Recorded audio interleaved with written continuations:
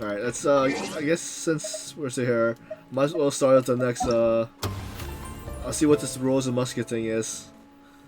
Oh, thanks for the stretch, Rose. Okay,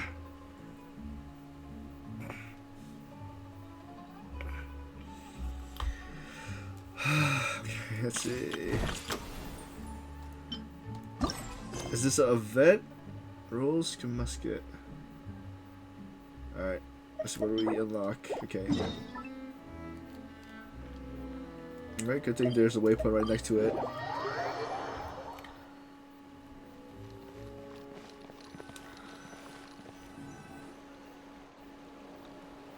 So I'm not sure if this is any time lock. Seriously? Like but Mr. Morris, I don't understand, sir. How could you only be telling me this now? I'm afraid that there's nothing really I can do. I'm really facing a crisis. My hands are tied. But what about my film? Oh wait, oh we know Xavier.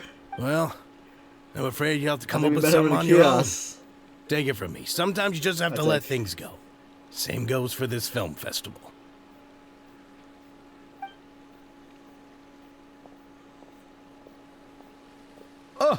Oh. Hey, I think we met him about 3 or 4 times already. So he's back in Fontaine now. Xavier! Oh, why, if it isn't the dear Traveler and Paimon. I really didn't expect to bump into you here at this time. It's been a while. Well, I was doing just fine until I received some terrible news just now. The investor I was working with for my upcoming film has fallen upon some hard times and is no longer able to provide the promised amount of funds. Can't you just find a different investor? Unfortunately, that's not how it works. We had signed an agreement specific to the Fontanalia Film Festival, stipulating that I cannot work with any other investors until the festival is finished. The Fontanalia Film Festival? What's that? Oh, is this your first time participating in Fontaine's Fontanalia Film Festival? Then allow me to fill you in. The Fontanalia Festival was established to commemorate the legendary Loch Knights, who went on a quest to search for the Oceanids, and eventually welcomed the Hydro Arconageria. The holiday is deeply connected to the founding of Fontaine, as well as its unique laws and trials. It's one of the most important festivals for this nation. But what's with that weird expression on your face? It's like you're trying really hard to remember something.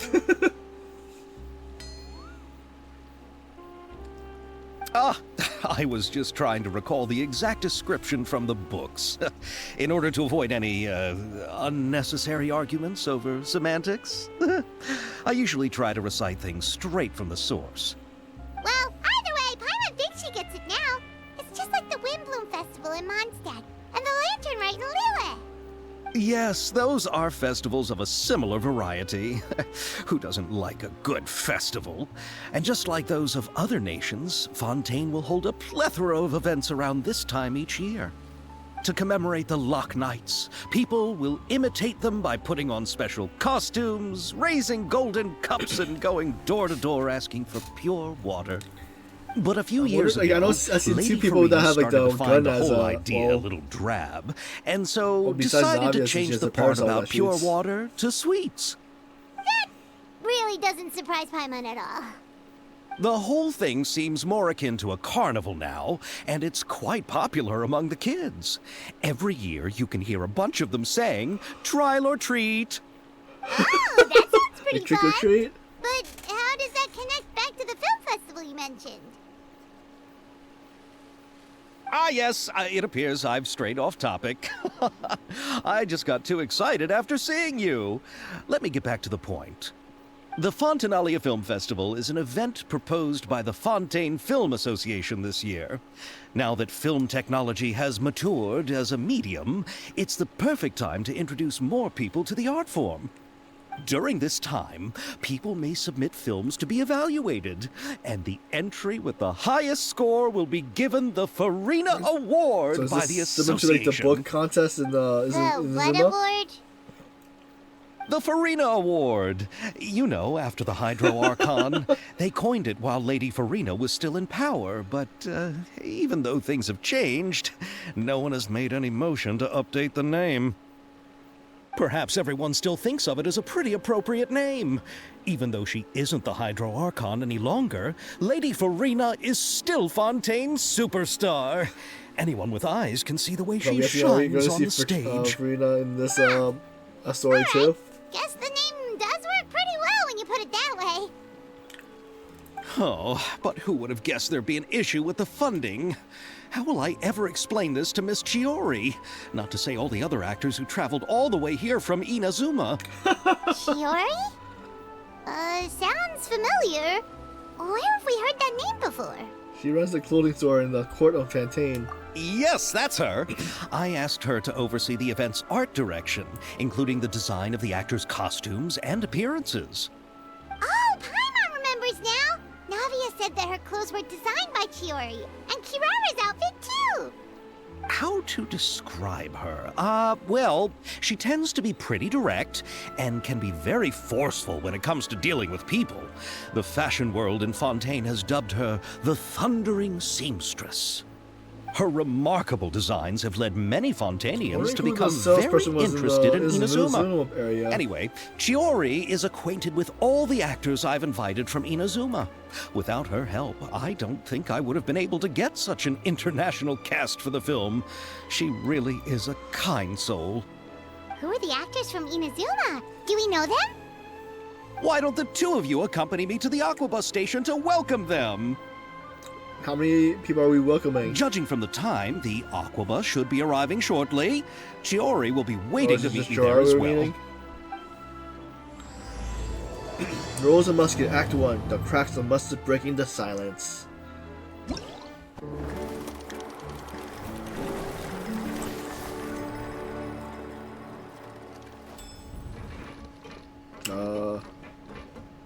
Looks like down, right? So... First floor? Are we on the second floor already?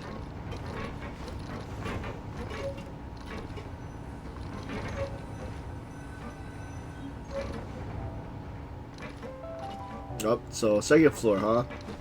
It tricked me.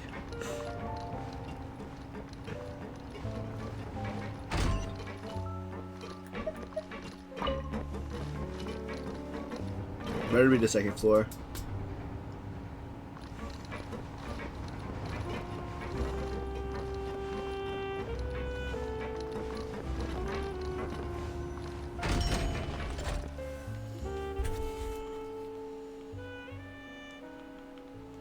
Who's the user?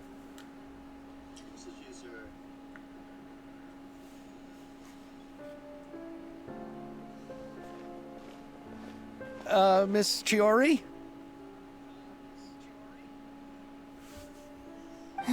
Your talk with the investor sure went fast. The Aquabus hasn't even arrived yet. Oh? And who are they? Allow me to introduce you. This is the Traveler and Paimon. Pleased to meet you. Likewise! We've heard the owner of Chioriya Boutique is a skilled seamstress, so it's a real pleasure to finally meet you in person. The concept between Kohira's outfit is really original. Thank you. I just wanted to make sure she wouldn't always look like a cat that had been unceremoniously dropped in a bucket of paint. So tell me, what happened? I can tell the conversation didn't go quite as expected. Well, it's like this.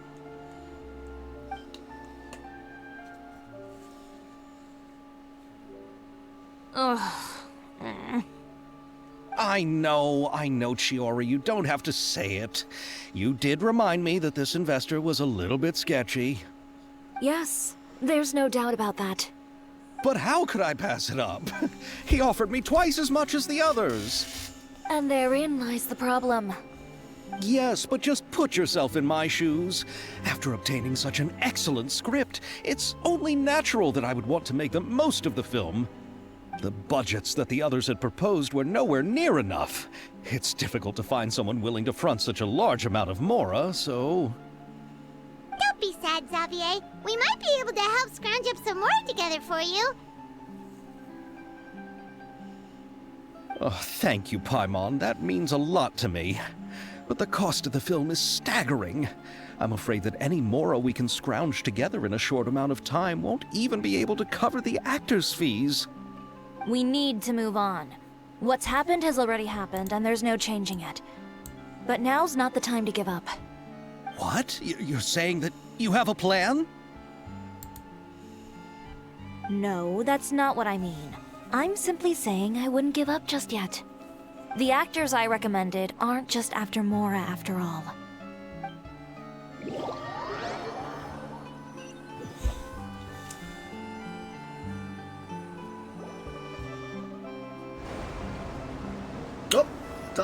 Oh, the siblings are here! Oh, Yomiya too. Really? Then where do you live?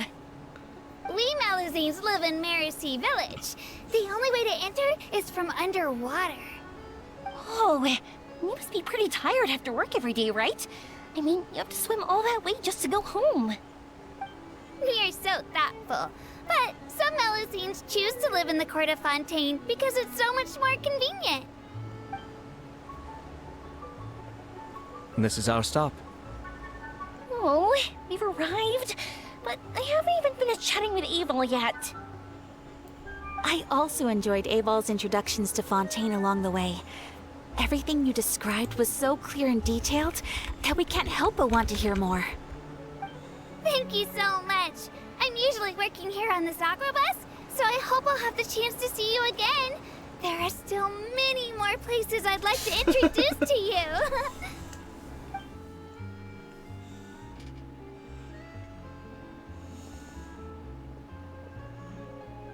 Welcome to the Court of Fontaine. Chiori, you sure have changed a lot. This is the first time we've seen you since you left Inazuma. I haven't realized it's been so long. I was in such a rush when I left that I didn't even get to say goodbye. Thank you for extending the invitation, Mr. Xavier. I'm looking forward to a fruitful trip here in Fontaine. It's an honor to have the head of the Kamisato clan visit us. So they are who you meant when you said you had actors coming from Inazuma? Oh? It's the Traveler and Paimon. Wow, what a coincidence! Ayaka and I were just talking about you on the way here. Are you also here for the film? We just ran into Xavier earlier and came over with him. But I'm not an actress. Sir Kamisato and Lady Ayaka are the real actors here. I'm just tagging along with Ayaka to have a good time together. I thought I would always get the lead role. About that, I mean, how was I supposed to contact you when I was making preparations for the film? I figured you were probably busy, and I didn't want to disturb you. So I could only keep you in the back of my mind while I sought other actors to play the lead roles in the film. I had been thinking about a surprise reunion with you during our trip here, but you still managed to surprise me first. So she has a Fontaine dress. So you all know each other already. My, what a coincidence. What are the chances everyone could be brought together here like this? Why don't we go to Hotel de Boer and catch up over a meal? I've already made a reservation. Huh? Did you reserve 2 spots for us too? Yes, of course, of course. I'll be sure to tell the boss to serve a few more delicious dishes just to make sure there'll be enough food. Very well. Then please, kindly lead the way, Mr. Xavier.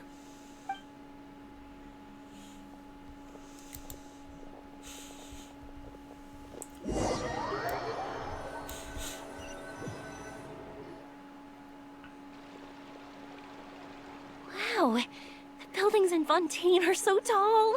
Just look at how big they are. And there's the fountain that Abel mentioned earlier. It really is a magnificent sight. And look at that huge spinning sphere. Where does it get its power? Wait a sec!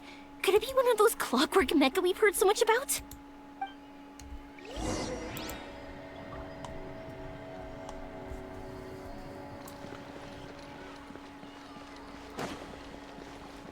Is it upstairs or am I going this upstairs, right?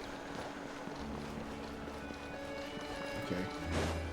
I'll take a guess. Take a guess. Wait, is it? Wait, did I just... Hopefully it's not... Okay, it's not that. So hopefully we just port up. Yep.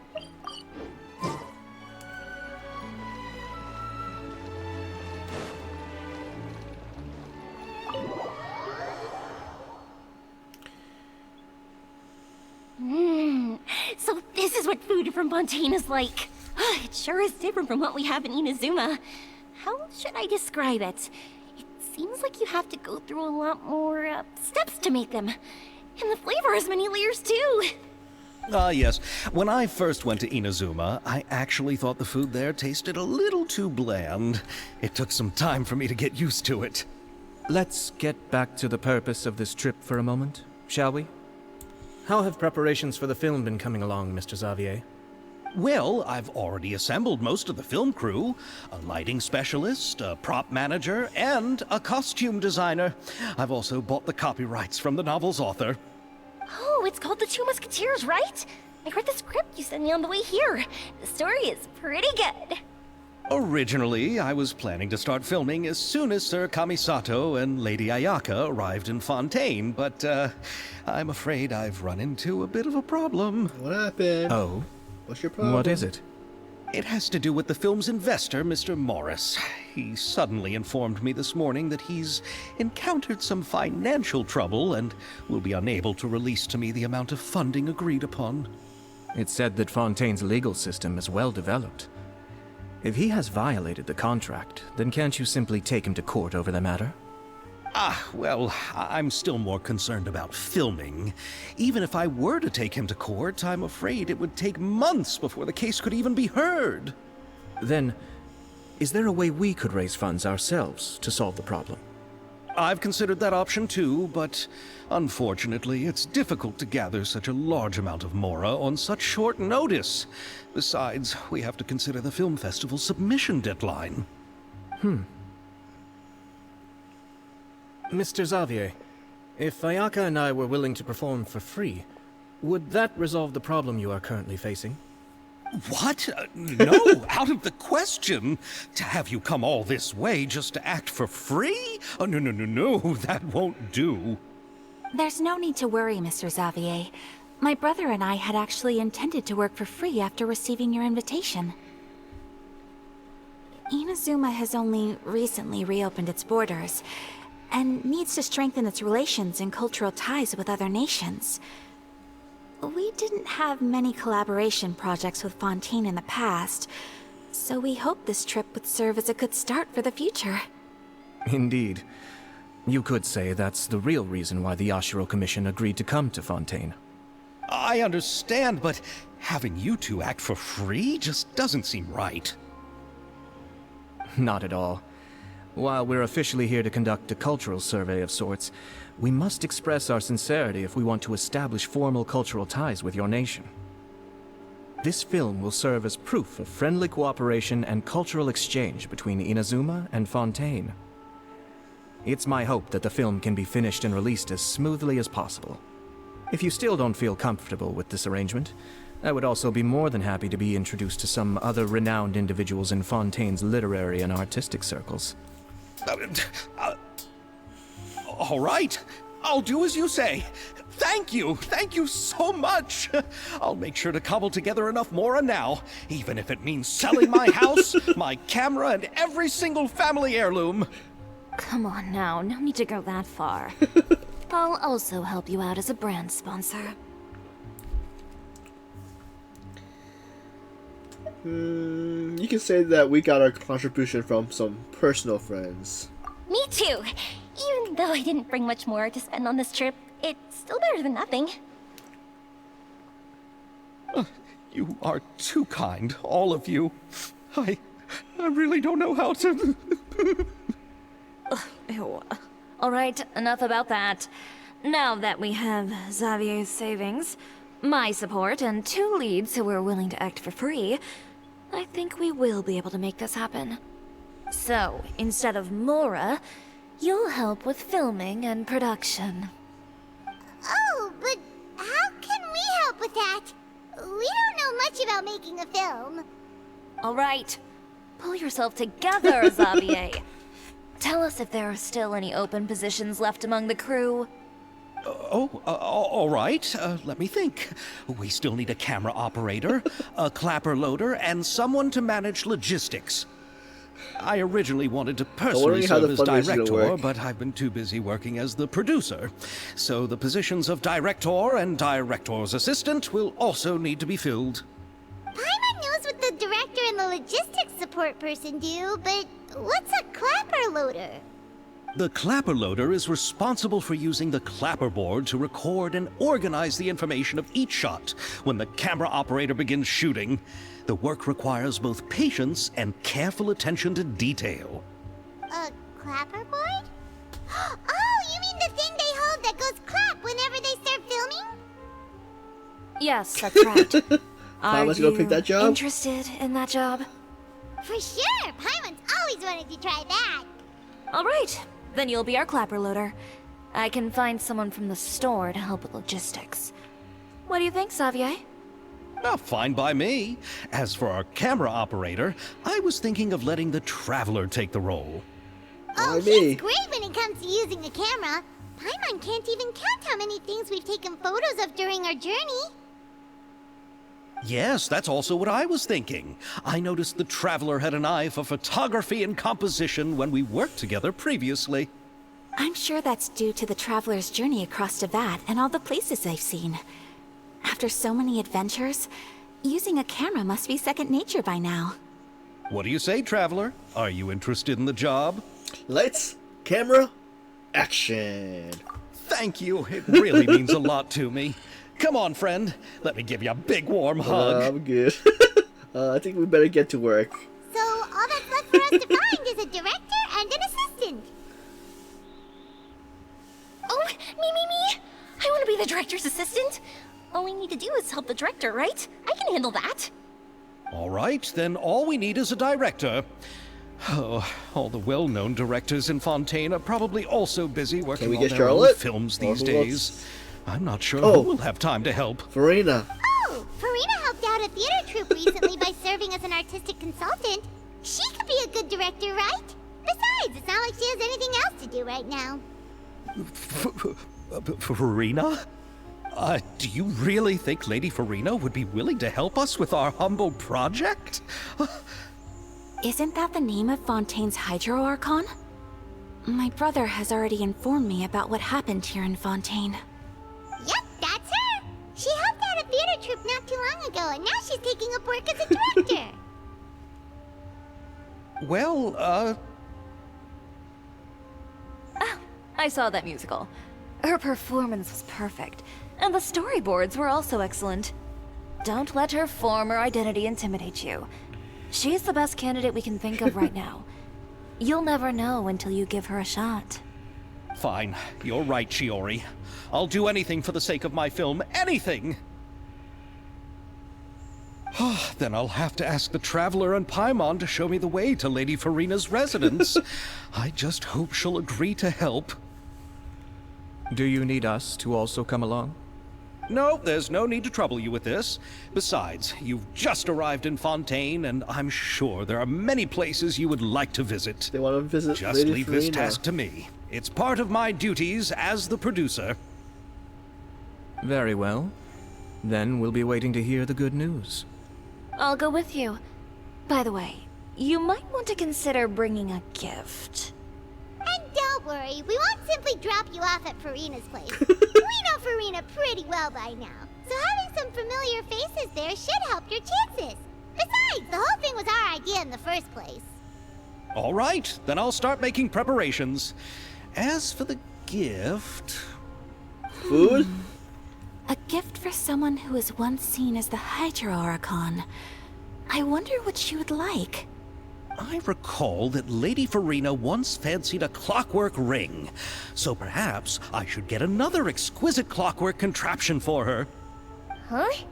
Can't we just bring some desserts, like the Fontinalia mousse? But wouldn't that be a little too cheap? She does like desserts, though. Isn't the Fontinalia festival happening right now? I heard Abel tell us on the Aquabus that Farina introduced the tradition of going door to door and asking for sweets. To do something like that, she must have a real sweet tooth. I agree with Yoimiya. If the gift is too fancy, it might actually make her feel more uncomfortable.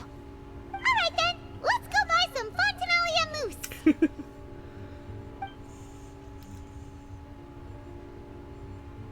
But will that really be enough? We'll be asking her to do a lot of work, you know. You're right. We need to further sweeten the deal. Huh? You want something even sweeter than Fontinalia mousse? Yes, we'll need a gift that's sweeter than any dessert in the world. But what could that be? Your words of praise.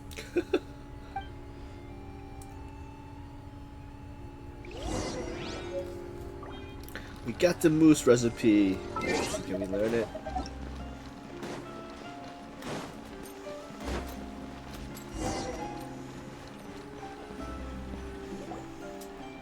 We're here! This is where Farina lives. Okay, I'll go knock on the door.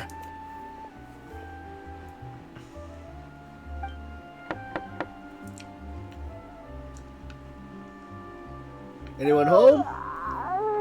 Oh, she's waking up. Seriously, who's knocking before afternoon tea?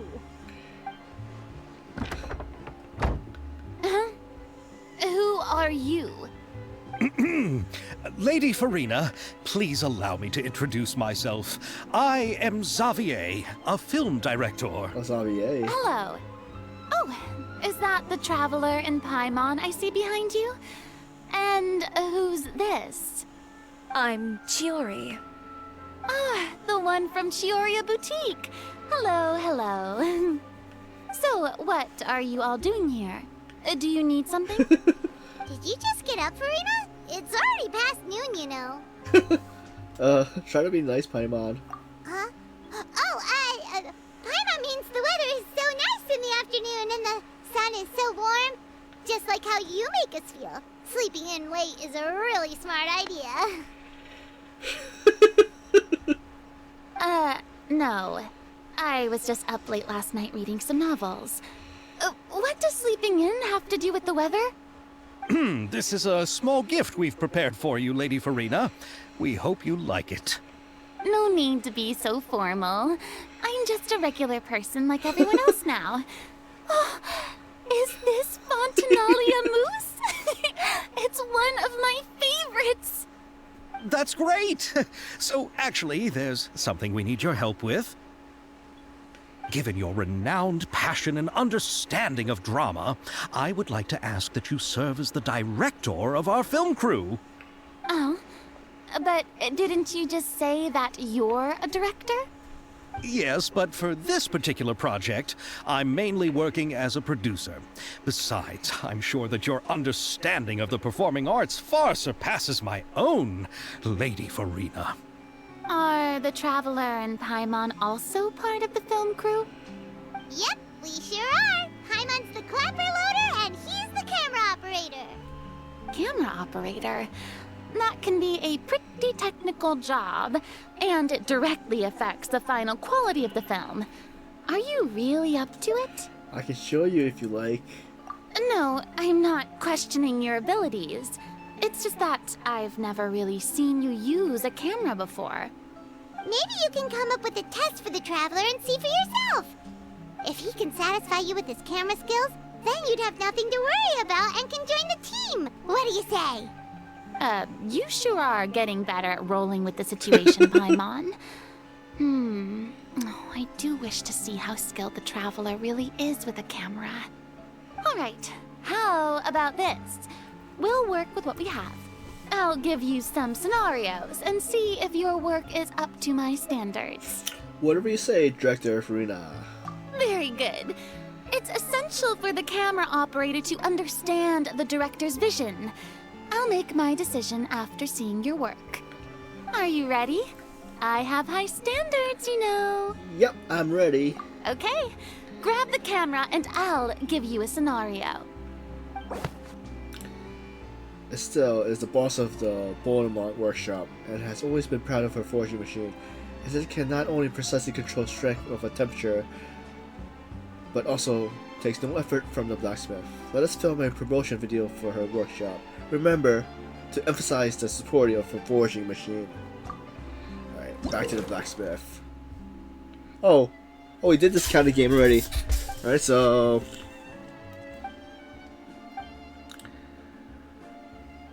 Camera precision. You need a scene that shows off the workshop. Let me check something. What's this look like? And this. What's the bottom one? That would be good. Wait,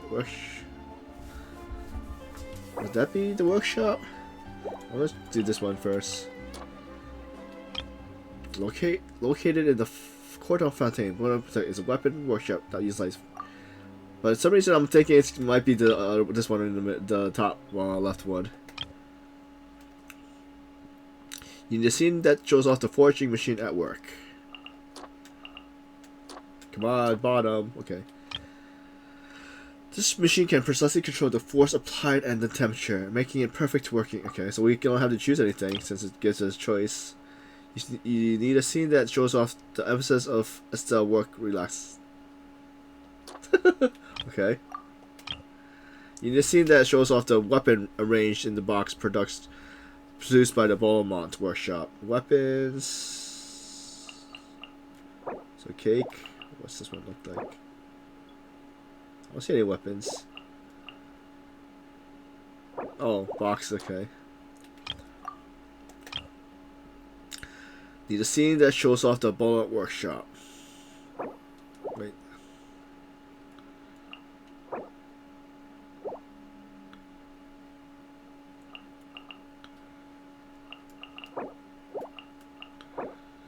I need this one. I'll check one more thing. Alright, let's see how we do. Did we choose the right one for the first one?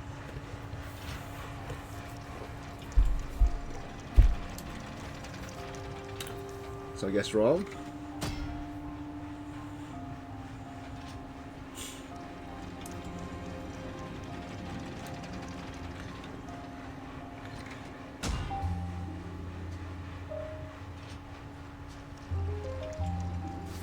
How do we do?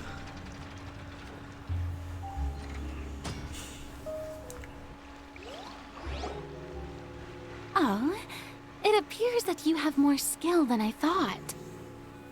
All the shots had a great composition, and I could really feel a connection to the characters and their lines. So what's the verdict? Yeah! Does that mean you agree to be our director, Farina? Did you think I would agree just like that? After our performance of the Little Oceanid, I've begun to make a name for myself again, you know. In fact, I've already had several troops approach me for the Fontanalia Film Festival. Unfortunately, the scripts were all pretty boring and didn't pique my interest.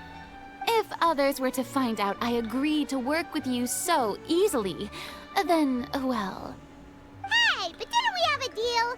What else do we need to do to convince you, Farina? Well, what about the pay? Huh? You know, how much you're willing to pay me to be the director? The pay is also an important factor for me to consider, you know. Well, I can offer you this much? What? That's all? If Nervulat were to hear of this, he could charge you with underpaying your labor. I'm sorry, but our crew is in a tight financial spot at the moment. I see. Well, even though it's highly unlikely now that I'll join your crew, there's still something I'd like to ask. Exactly what film are you planning to make? Oh, our script is an adaptation of The Two Musketeers. Huh? Wait, you mean the suspense thriller novel that was a #1 bestseller? Oh, so Farina's read it too. Of course I read it. I've always had a keen interest in artistic works that strike a chord with the populace. I see. It all makes sense now. You must have used most of the budget to pay for the copyright. Not really. The novel's author transferred the copyright to me practically for free once he heard that I wanted to make a film adaptation of the story. The lack of budget is due to another issue. He probably just wants to get his name out there. So, Mora isn't the most important thing to him right now. It reminds me of a delivery courier who wears one of my designs while traveling all across Teyvat. I didn't charge her much for the outfit either. The exposure she provides for my brand is well worth it. So, are you a big fan of this story, Farina? Well, it's alright. The pacing of the story is good, but the character relationships could use some work. When I was reading it before, I always felt like some things were left on a rather unsatisfactory note. I have high standards, you know. Ahem, Mr. Xavier, if, hypothetically speaking, I agree to be the director, how much freedom would I have in terms of script revisions and creative interpretation? Oh, as much freedom as you would need. I wouldn't dare doubt the tastes of Fontaine's greatest star. Good. Then I'm free to alter the script as I see fit. Absolutely, no problem. Now's the chance to make your film that you love. All right. It seems that your crew really can't go on without my care and direction. So, you agree? Yes, I agree. Although the pay is well below what someone of my caliber deserves. A great script calls for a great director. I mustn't let a perfectly good story be ruined due to lack of funds. If you have fine cheese and bread, you wouldn't just let it sit on the counter and get moldy just because you lack an oven, right? Thank you, Farina. Oh, Hydro Archon above! I'm not dreaming, am I? Somebody pinch me. There's no more Hydro Archon, you know. And it's still a little early to celebrate. There's a lot that goes into shooting a film. Although the trickiest tasks of finalizing the script and casting the actors have already been taken care of, we'll still need to reserve filming locations. Not to say set up lighting and props. And by the way, since we'll be filming the 2 Musketeers, we'll need to find an action choreographer. Ideally, a professional who has actual experience with muskets. Yes, I've thought about this as well. I was hoping that you might know someone who could handle the job. Me? If this was before, I could have simply asked Florand. But it's already been some time since I last talked to her. Navia can also use firearms, but unfortunately, her style is quite different from that of the characters in the story. Could we ask the Special Security and Surveillance Patrol? Oh, you mean the Special Patrol's Musketeers? Yes, that's right. They work with muskets every day. I can't think of anyone more qualified than them. They would be under Nervilette's jurisdiction. Unfortunately, I, don't have any connection with them at all. So, in the end, we still have to start by talking to Nervilette. No need to go to all that trouble. I know their Captain Chevres. Oh, you do? Wait, Chiari, how do you know the captain of the Special Patrol's Musketeers? No particular reason. Running a business means dealing with some trouble from time to time, and she's helped me out on a few occasions. In return, I've helped her handle a few situations in which the Special Patrol couldn't get involved directly. So, we've gotten to know each other over time. So you're saying there's been times when the Special Patrol needed a fashion designer to handle a situation? Your work is becoming more and more mysterious. It'd be best to keep it that way. Anyway, enough about that. What do you all think about asking the captain to be our musket action choreographer? She sounds professional enough. She is a captain, after all. I I have no objections. But I imagine the Special Security and Surveillance Patrol must be busy with their duties. Do you think she'd really have time to help with shooting a film? And then there's the issue of pay. Well, it just so happens that she's also not the kind of person that's just after Mora. As for whether she has time, I'll have to go and ask her first. Then I'll leave that to you. Macaroni's on sale today, so I've got to go. You can just tell me how things went when we discuss tomorrow's plan later.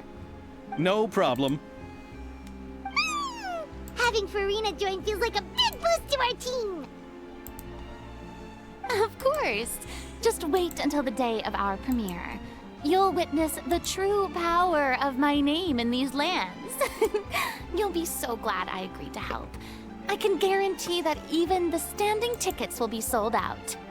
I'll be sure to ask some people I know to see if they'd be willing to act as extras. Seems like you're finally getting more comfortable with your own reputation now. I didn't ask for the Clapper Loader's commentary, Paimon. I can't wait to see our film's premiere. Then let's get going. I happen to know where Chevreuse is today. By the way, I'm curious. If my pay is so low, then what about our 2 lead actors? Didn't they travel here all the way from Inazuma? Actually, they told us that they see the trip as part of a cultural exchange, so they didn't ask for any pay. What?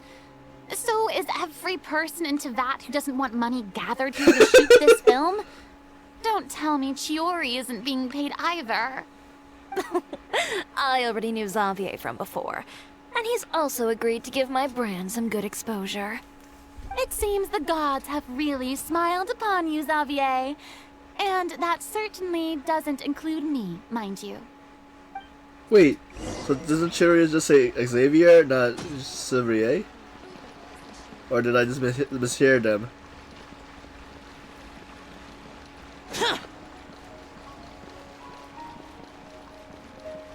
There's a cat. Nana! Nana, what are you doing? Let's see, where am I going? Where am I going?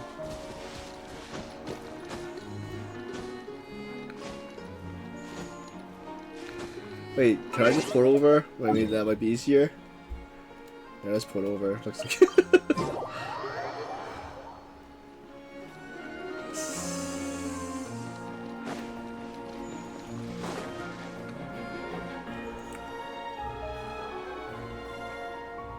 All right, this is the place. There she is. But where's the captain? There's hardly anyone around here. She's over there. The one with an eye patch reading in front of the newsstand. Oh, her! Paimon could tell there was something different about her. She seems kinda intimidating. Please wait here for a moment. I'll go fetch her. She's working now, so you might not want to get in her way. Working? But isn't she just standing there and reading a novel? Just trust me. Oh, alright, let's see what happens then. Chiori sure is a mysterious person. She claims just to be a fashion designer, but she knows all these powerful people. The court of Fontaine isn't particularly tolerant of visitors from overseas, so it isn't easy for a foreigner to promote their brand here. Even more so in the competitive world of fashion. Even a local like me just trying to make a film has to face all kinds of challenges. So I can only imagine what Chiori has been through to get where she is today. I'm sure that having more connections has definitely worked in her favor. Reading on the job? Detective novel. One main character? No. Multiple. Branching storylines. I see. How's the plot coming along? One of the main characters is about to make a choice that will affect the rest of his life. I'd wager he's going to make the wrong choice. Any way to speed things up? There's something I need your help with. You know that doesn't depend on me. It all comes down to what the character chooses. Which is exactly why I'm here to help.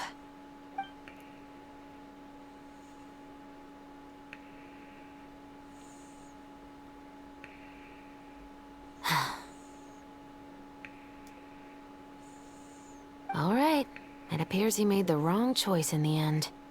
Halt! Huh? What's going on? Hand over whatever you're holding. Oh, it's just a book. I didn't buy anything else. Then I'm sure you wouldn't mind letting me have a look.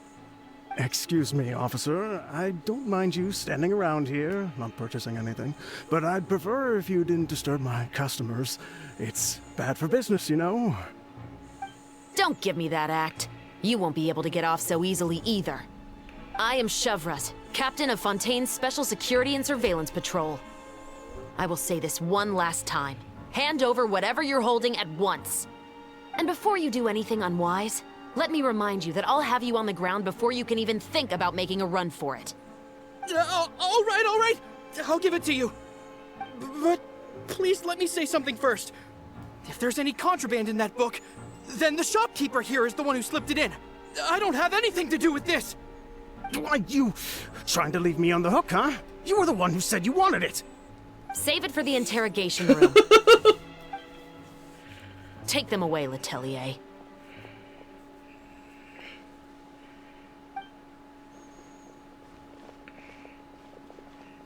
What's going on here? 1 second you're reading a book and the next you're escorting people away. And who are... Oh! Aren't you the traveler who's been all over the papers recently? Chiori, I'm assuming what you wanted to ask me about has to do with them, right? Maybe I can let you in on what's happening then. Now that Vacher has been brought to justice, no new shipments of synth will be made and distributed to sellers. The Fontaine guards have been busy collecting the remaining synths still circulating on the market. Thanks to a tip from our reliable source here, this should be the very last batch. Oh, so you were pretending to read a book in order to catch the bad guys.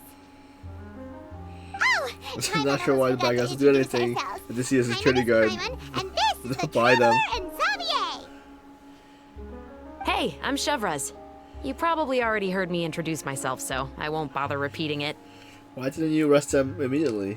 Yeah, why didn't you make a move as soon as you had the chance? Were you worried that my intel wasn't accurate?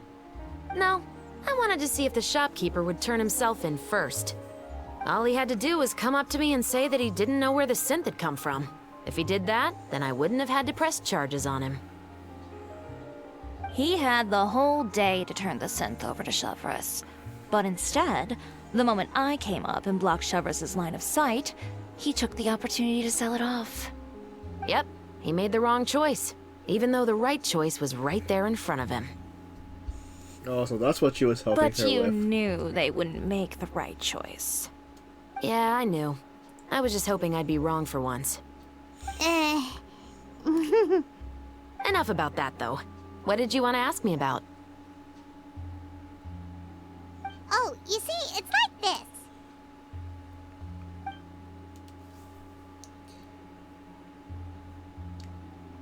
The Two Musketeers. You certainly have a good eye for a story. So what do you need me to do? Just be the action choreographer for the actors? Yes, that's right. I want to make sure we get all the details right. I want the actor's posture and understanding of firearms to be as realistic as possible. However, I'm afraid this work will require a bit of your time, since you'll have to be present whenever we're filming. Also, as for the pay... No need to say any more. I'll join. Huh? Just like that.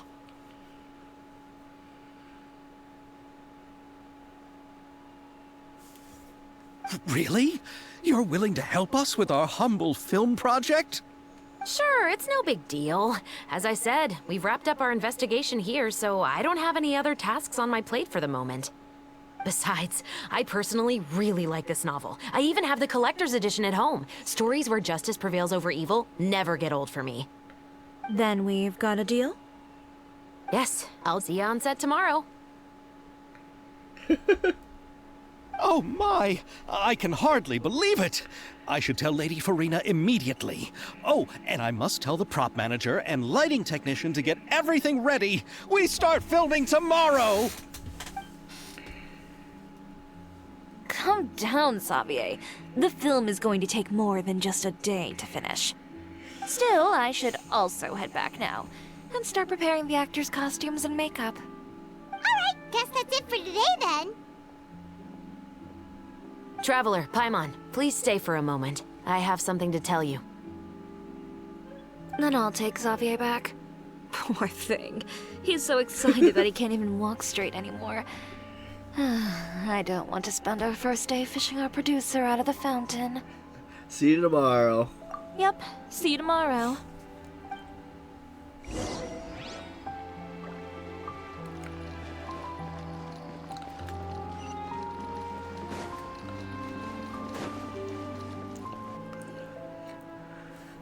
So what did you want to tell us, Chevres? Have you read The Two Musketeers? I haven't read it yet. The story is about a pair of children born into the household of a baron, and their struggle to survive together and take revenge for their mother. They were raised at the baron's estate, where their mother worked as a maid. The two were illegitimate children that the baron had with the maid, so they were never treated well by anyone. One day, upon returning home, they found their mother had been murdered and left dead on the floor. It was quite evident that the culprits were the other members of the baron's household, who never had any kind words to say to them. However, the baron was able to exert his influence and keep the whole thing under wraps. The mother's death was eventually deemed as a suicide, and there was no chance of bringing her murderers to justice. The two siblings decided to flee and someday avenge their mother. Many years later, members of the baron's family suddenly started turning up dead one after the other, all killed by gunshot. A rainbow rose was found on each of the victims' bodies, being the flower that the kid's mother liked best. The baron believed that the mother's soul had come to take vengeance on him, so he lived in fear each day. But it was actually those two siblings who had fled all those years ago. They relied on each other to survive, and trained day and night, eventually becoming adept musketeers. They used all of their abilities to collect evidence and clues before executing their plan and exacting revenge on the baron. Their actions let the truth behind their mother's death be known to all. That's quite an exhilarating story. Yep, the baron got what he deserved for his evil deeds, and justice was able to prevail. It was just the kind of story I enjoy. Oh, so is that why you were so willing to join our crew, Chevres? You could say it was one of the reasons. Oh, you mean there were other reasons too? I've read the reports about you.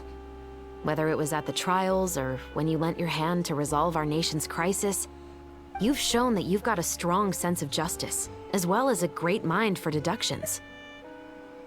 Is there a case that you need our help with? Yes, you're as sharp as I expected. It seems you've experienced many similar situations before.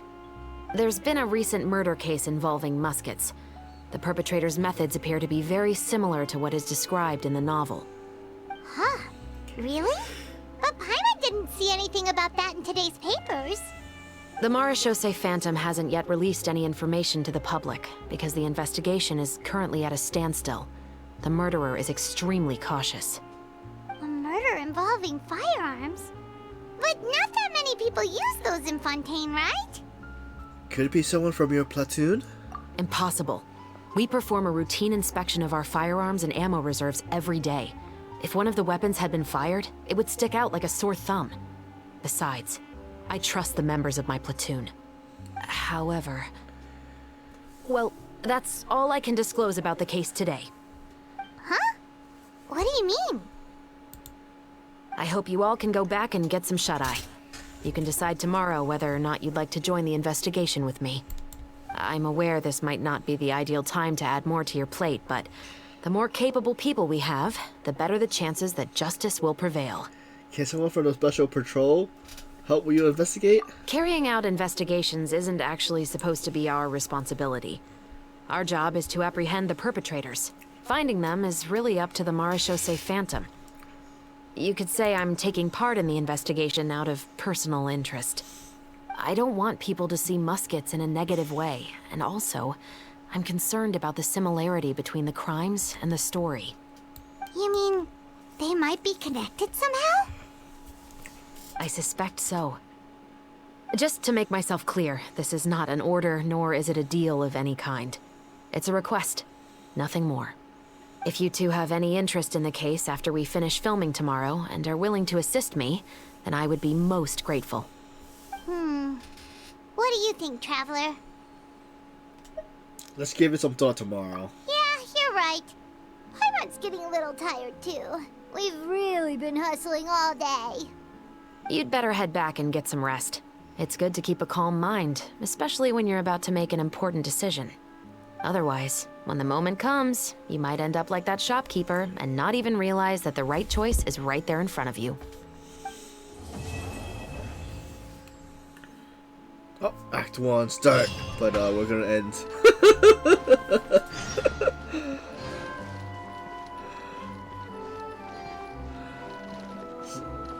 Alright, so let's see.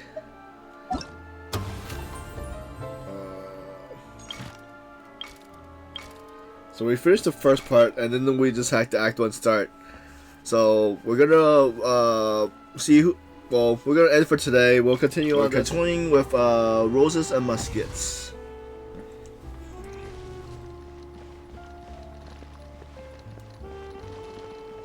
Okay. Time. We have to wait till 8 o'clock.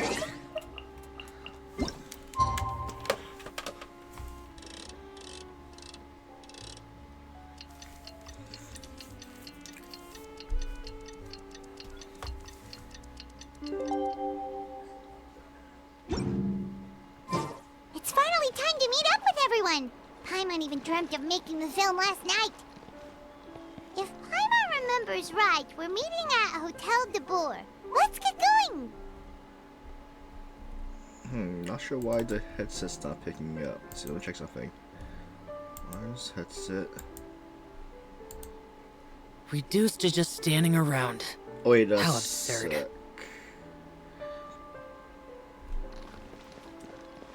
I saw. I'm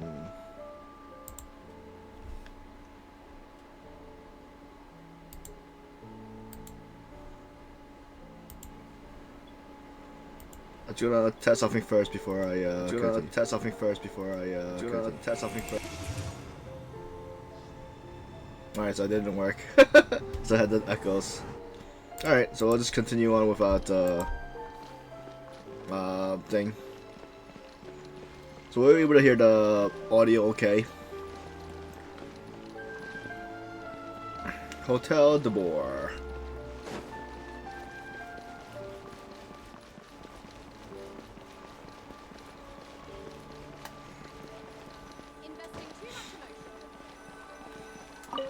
Oh, that's not it, right? 60, 51, 40. Okay. There's Ayaka and Yomiya. Ayaka, Yoimiya, you're already here. Good morning. Xavier said yesterday afternoon went well. Yeah, and how about you, Ayaka? What were you up to yesterday? After we split up, Ayato went to see Udex Nervillette at the Palais Mermonia.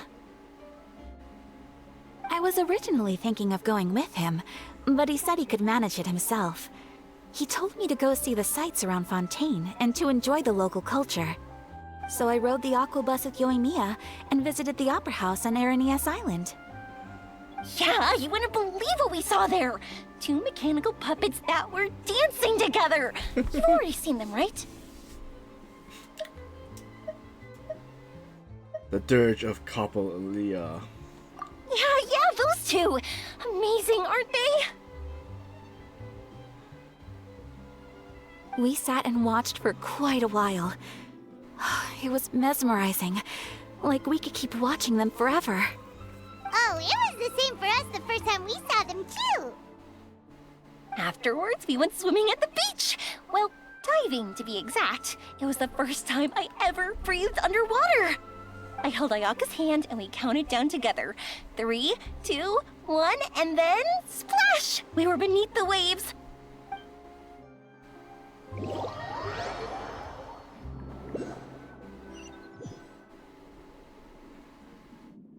At first, Oh, I didn't dare to we're in open the my water. mouth. But once I couldn't hold my breath any longer, I decided to take a big breath in. Turns out the water wasn't as salty as I imagined. It didn't really taste like anything at all. Before I knew it, I was breathing like normal down there. It was an amazing feeling. Ayaka said I was too nervous and needed to loosen my grip. She got used to everything way faster than I did. I knew that the Traveler could do it, so I had no doubt we could do it too.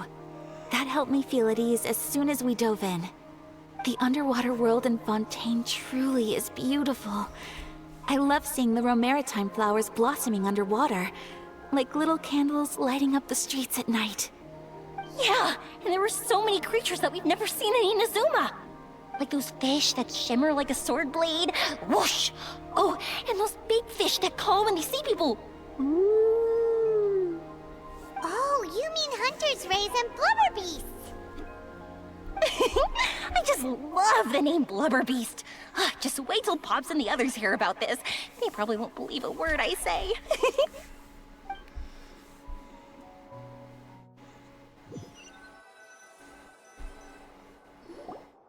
Yoimiya was down there for quite a while.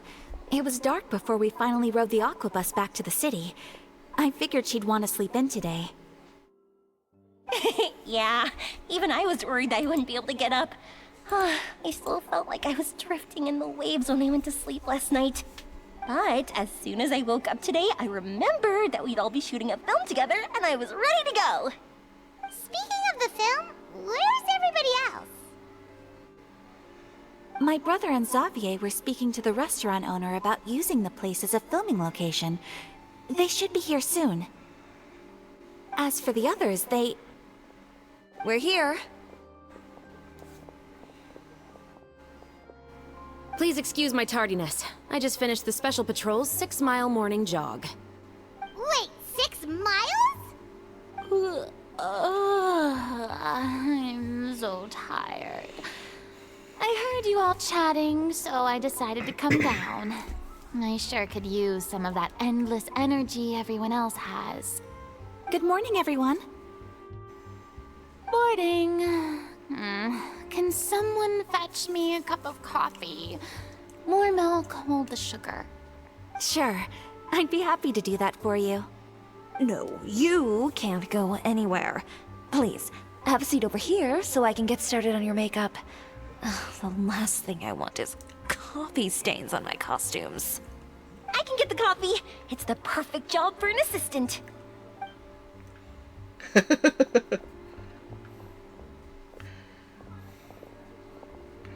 So much energy. Seriously, what's her secret? Oh, Yoimiya's always like that.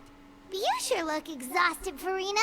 It's because you're not used to waking up so early, huh?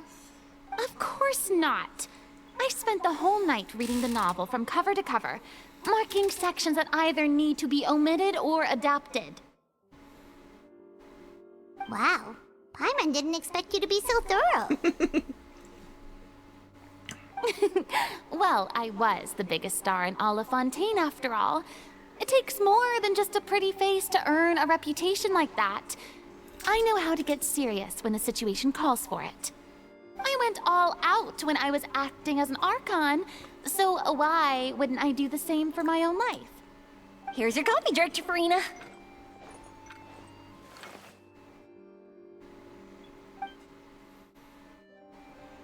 Did she make it right?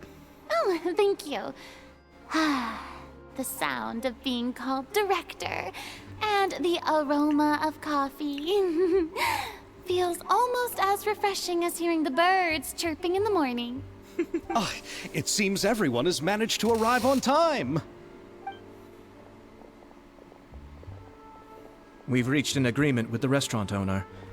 We are free to use the second floor to shoot our film. Really? That's great! He is really looking forward to our film, and hopes that providing his restaurant as a filming location will attract more customers. Well then, Mr. Xavier, I'll leave the rest to you. Okay, thanks. First, I'd like to introduce our new members. This is our prop manager, Veronique. She'll be in charge of all the film's props and items. And this is Bonneau, our lighting technician. He'll be in charge of lighting and illumination to set up each scene's atmosphere. Wow. Sure feels like we have some real professionals joining the crew now. First of all, please allow me to first express my sincerest gratitude to everyone in the crew. When my investor informed me yesterday that he wouldn't be able to provide the funds, I really thought that this was the nail in the coffin for this film. I had no idea that I'd find so many people willing to help me on such short notice. Thank you. Thank you all from the bottom of my heart. No need to be so cordial, Mr. Xavier. We're all honored to be a part of this. Your works made a profound impression on me when I saw them back in Inazuma. I am sure that someday, this film will be remembered as a prime example of cultural exchange between Fontaine and Inazuma. Yes, the story is the reason I agreed to join. I can't bear to even imagine what this film would look like without the very best director.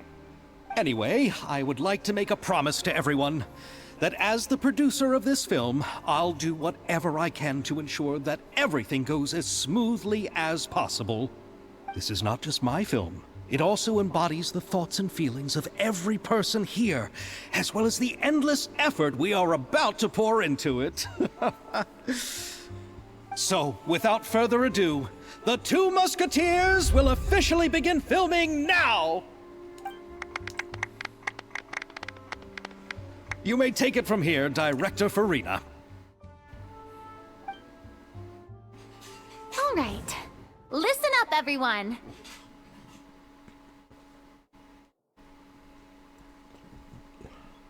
The first scene takes place when the two young musketeers are living at the Baron's home, still unaware of all that is about to happen to them. We'll need props and lighting to set the scene. Our lead actors can go get their makeup done, and extras, please take this time to go over your positions. Whoa. Seems Farina's really kicking things into gear as the director. Is everyone clear? I don't want anyone traipsing around the set like umbrella finches. All right, cameras will start rolling as soon as the set is ready. Let's make a film that'll make some serious waves in Fontaine. Not the kind of waves that drown people. I mean, the good kind of waves. Seems like she's still a bit traumatized by that. Anyway, let's go see if there's anything we can do to help.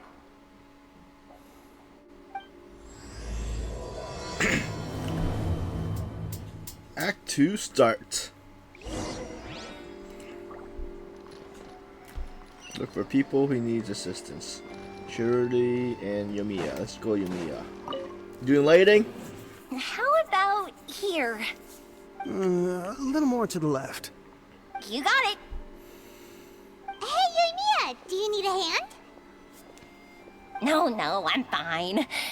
You know, doing the lighting is kind of like designing a fireworks show. It's interesting to imagine what kind of atmosphere the lights will create. I heard that the Traveler will be operating the camera and Paimon will be the clapper loader, right? Those roles are just perfect for the two of you. Really? Is that because it'll be easy for Paimon to hold the clapperboard while flying? Well, sure, there's that, but that's not exactly what I meant. I just think that after all your journeys together, you two must have developed a super close bond and just naturally know how to work with each other. If I'm not mistaken, the director will want the cameras rolling as soon as the clapperboard goes clack. Actually, we started rolling before that. Oh, I see. It's amazing to see the magic behind filmmaking. Yomiya, we need lights over there too. Oh, on it! Wait, is he making her do all the I gotta lifting? get back to work. Chat with you later. Oh, it's exciting to see so many people working together to bring the film to life.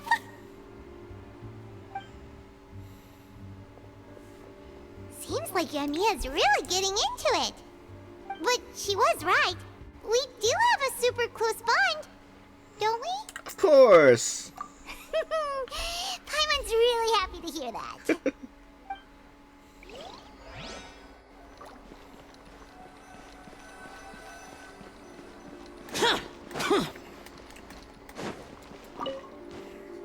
Chillery.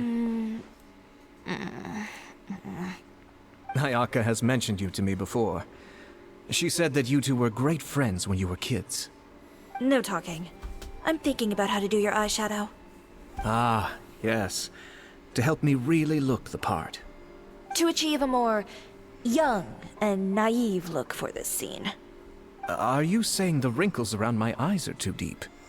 You just have too much of a calculating look in your eyes. You sure don't mince your words. It seems you really haven't changed much. Quiet. Who else is there? Wait, who? Oh. Chavez! So, this is a real musket? No, it's just a prop weapon. Not bad. Ayaka can be a Have you seen a real dueler. musket before? Only in books and newspapers.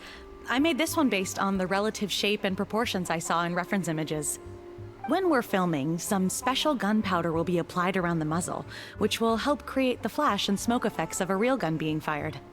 Which means it'll be up to the actors to portray the recoil. That's right. The sound effects for gunshots will also be added in post-production. Thank you, Veronique. I think I know where to start now. However, the musket's gears and firing pin could still use some work. Adding some wear on the metallic components will make them appear more realistic. Also, be sure to rub the muskets with some oil each time before we start shooting. That'll give the impression that the firearms have been well maintained. Good point. You seem to know a lot, Miss Chevres. I assume you use these types of firearms on a regular basis? Yes, I perform routine maintenance on my weapons every day.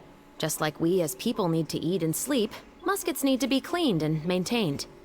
I also perform similar care for my sword every day, and familiarize myself with its shape and weight, to the point where it feels like a natural extension of my body. Yes, this way, our weapons will never betray us in the heat of battle. Yes, well said. It seems we have the same philosophy on this topic. Oh, sounds like they found a common interest to talk about. Though these props differ from the muskets I use, I can still give you some pointers. Good. I look forward to your instruction. First and foremost, never point the weapon at anyone, regardless of whether it's a real or prop weapon, or whether you're holding it or it's on the table. This holds for any time when you're not actively engaging an enemy. Okay, understood. When aiming the musket, extend your arm so that it's level with your shoulder, and use your eye to look down the weapon's sights. Like this? No. Not bad. Now, try saying your lines. This is the end of the road for you.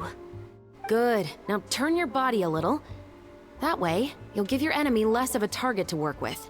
And relax your shoulders. Here, allow me to demonstrate. This is the end of the road for you. Huh. Excuse me, Miss Chiori. Yeah, I want to try Director Farina, there's something I wish to discuss with you. Oh? What is it? Like this? Yes, much better.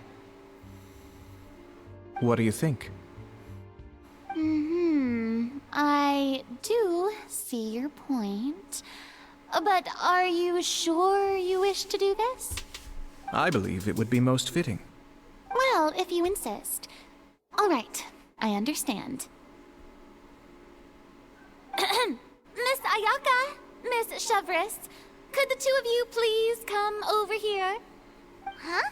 What's going on? Are we gonna start filming now? Let's go see. What is it? I have a question for you, Miss Chevres. Would you be willing to play the role of a musketeer? What? To clarify, I would like to turn over my role to Miss Chevres. But brother... Don't worry, Ayaka. I actually view this as a good thing. I was becoming troubled trying to set aside some time to speak to the staff at the Palais Mermonia. I would like to have some conversations about the cultural exchange between our two countries, and I've heard that the bureaucratic process here can get rather complicated. Now, I will be able to focus on my work. Besides, you also know that I'm not really one for public performances. Are you really sure? From a director's point of view, I also felt like the relationship between the two musketeers in the original story could be improved. The older brother in the story plays the lead role with his overbearing character, but this causes his character to overshadow that of his sister, and the theme of the two supporting and relying on each other isn't conveyed very well. But if we were to change the siblings to two sisters of a similar age, then that aspect of the story might come through more clearly. Also, I've seen you instructing Ayaka. That cold and dignified personality is exactly what we need for the older musketeer. Of course, even with all these insights, the decision should still be made by Miss Chevreuse.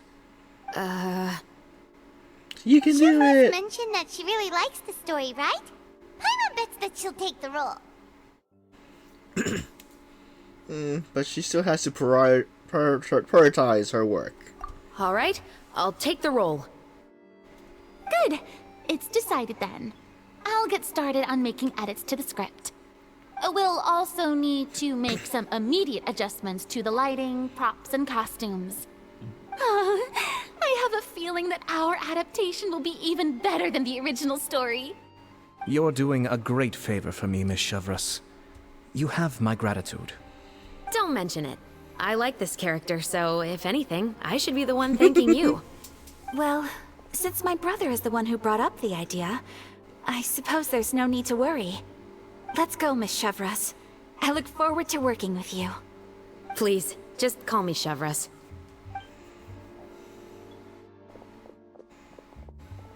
Seems like you're really going out of your way to solve the problem I was having with your makeup. Surely you jest, Chiori. I assure you that I was mostly motivated by a desire to spend more time on formal business. Oh, come on. You really think I'd buy that? According to what I've heard from Ayaka, her brother is someone who can juggle 10 different matters at the same time. I'm sure you have other reasons for backing out. Perhaps. Ayaka always said she wanted to go out and see more of the world, just like the Traveler. But I feel that she needs not only to see other nations, but also to make some different kinds of friends. I think it would be harder for her to make new connections with me constantly by her side.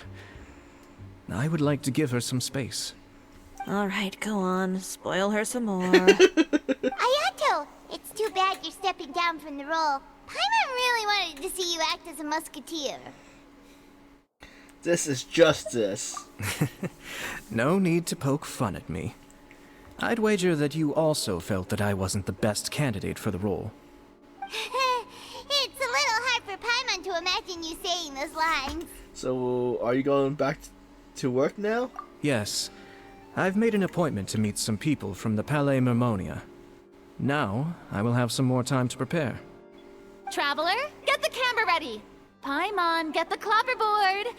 Actors, to your positions. We're about to start shooting the first scene. Go on now. And please take good care of Ayaka. Yep, don't worry. You can count on us. Thank you. I look forward to seeing the film when it's finished. All right. Now that we're all here, let me help set the scene for everyone. The first scene takes place when our two main characters are still living at the Baron's estate. They've been ostracized and verbally abused by others in the household, but they still have no idea why. We want to capture how naive and innocent they are, despite their pain. Chevreuse will be playing the role of the older sister, Tulip, and Ayaka will be the younger sister, Iris. Be sure to get close-ups of the main characters at the right moment. Silence on the set! Lights, camera, action! Let's go! Tulip, Mother's been out for quite a while now. Perhaps she went to pick some flowers on the way home. You know how she loves flowers. Iris, Tulip! I'm home! Zoom in. Mother! You were out for so long, we were beginning to worry about you. I'm sorry, but I'm back now, safe and sound. Here, I brought your favorite treat, apple turnovers. Mother, what are those bruises on your hand? Close up on Tulip. Huh? What bruises? Oh, I must have bumped into something while I was working yesterday. But I didn't notice them this morning. Then perhaps they're from when I accidentally tripped when I was out just now. By the way, did you have fun playing at home? What's the matter, Iris? Focus on Iris. Well, we've realized that no one really wants to play with us. They even took Iris's doll and spat at us. And they even called us names. They said we were... Shh. It's all right. Don't worry. Girls, listen to me.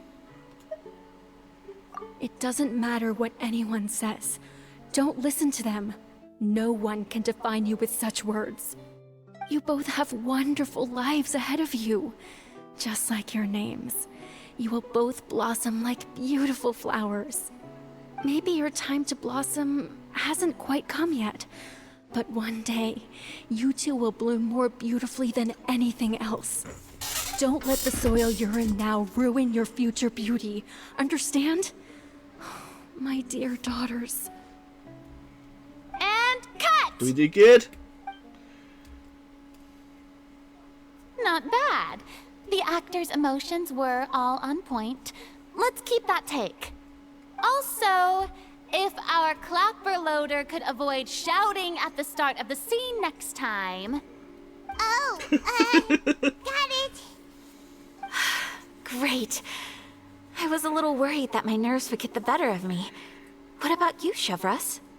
I felt fine. The lines weren't too difficult at all. Seems like Farina must have adapted the role nicely. You two were great. I couldn't tell it was your first time acting in a film. You should have more confidence. Thank you for your encouragement. Positions, everyone! We'll move on to the next scene after we try a few more camera angles.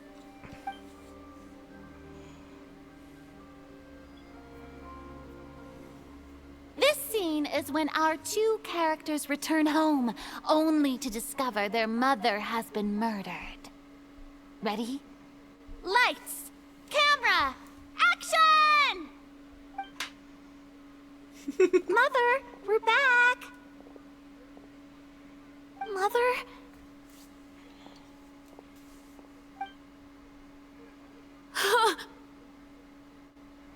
What's wrong, Tulip? Iris, stay away! Huh? Why? What's... Mother! Mother... She's... Huh? There's poison in this cup. Huh? I could have sworn I've seen this kind of cup before. Those aristocrats. They didn't even try to cover up their actions.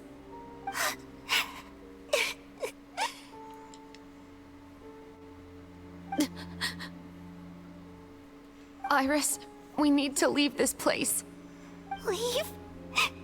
But now that Mother is gone, where can we even go? Anywhere. All I know is that we can't stay in this house. But are we just going to let them get away with this? We'll have our revenge, I promise you. Just not right now.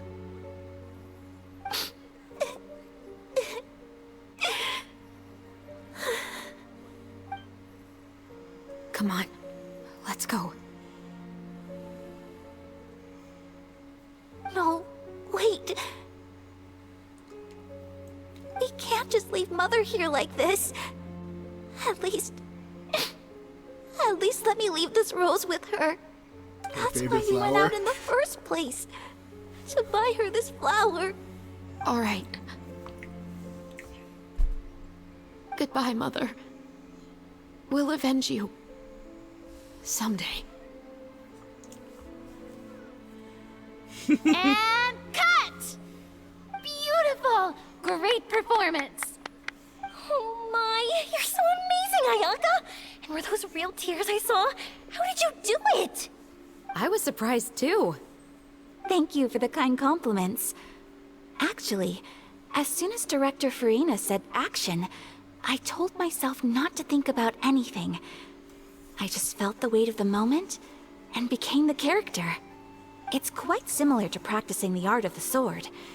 You clear your mind and focus only on what's happening in front of you. Ayaka's performance was amazing. Have I discovered an acting prodigy?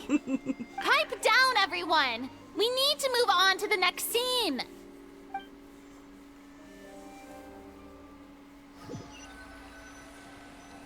What's the next scene gonna be?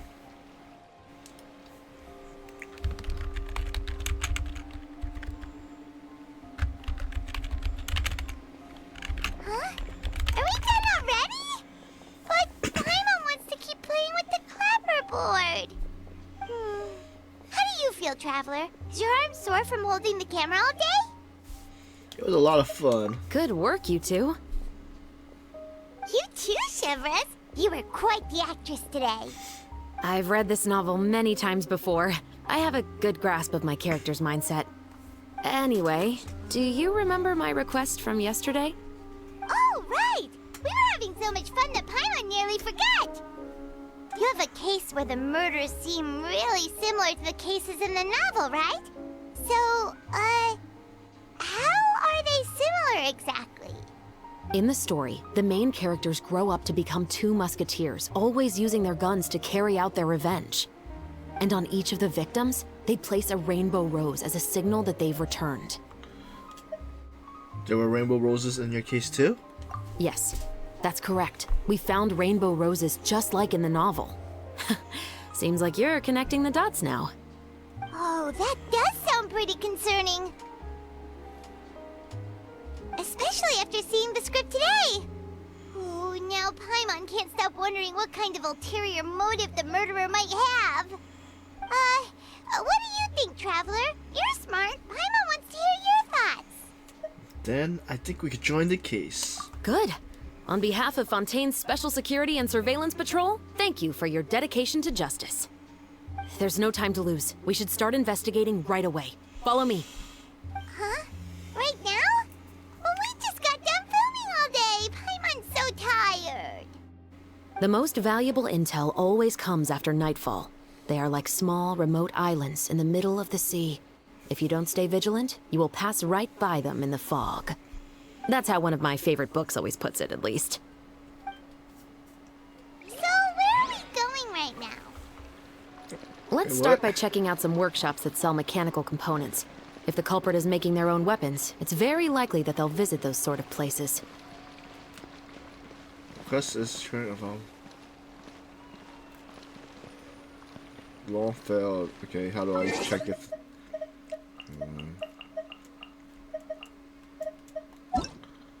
long failed?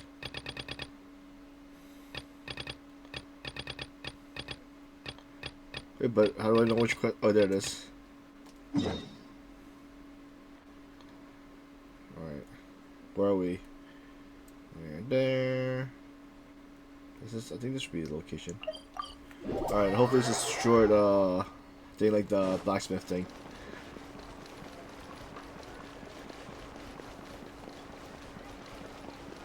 Better not be a quest. Let's see.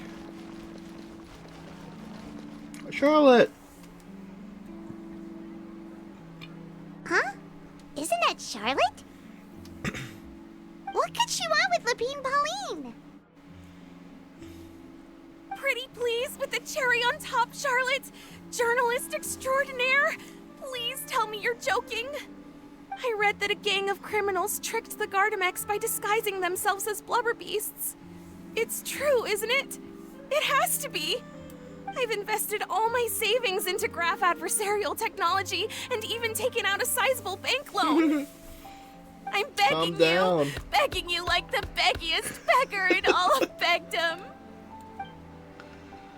Okay. I need you to calm down a little, Miss Lapine Pauline. I admire your passion for your research, and I don't mean to dash your hopes for those, big-ticket orders. But I'm afraid I'm not joking.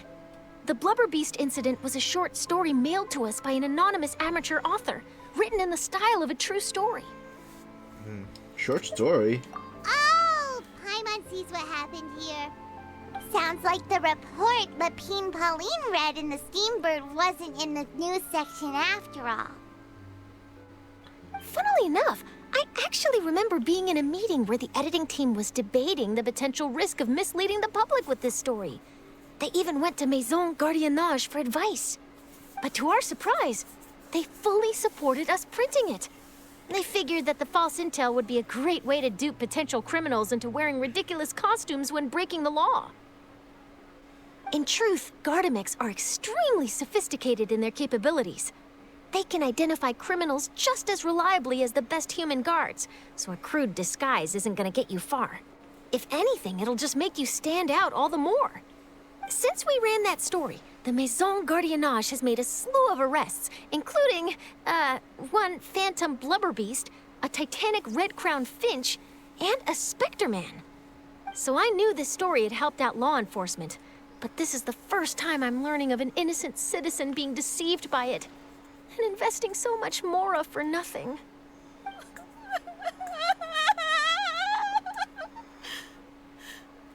Uh-oh.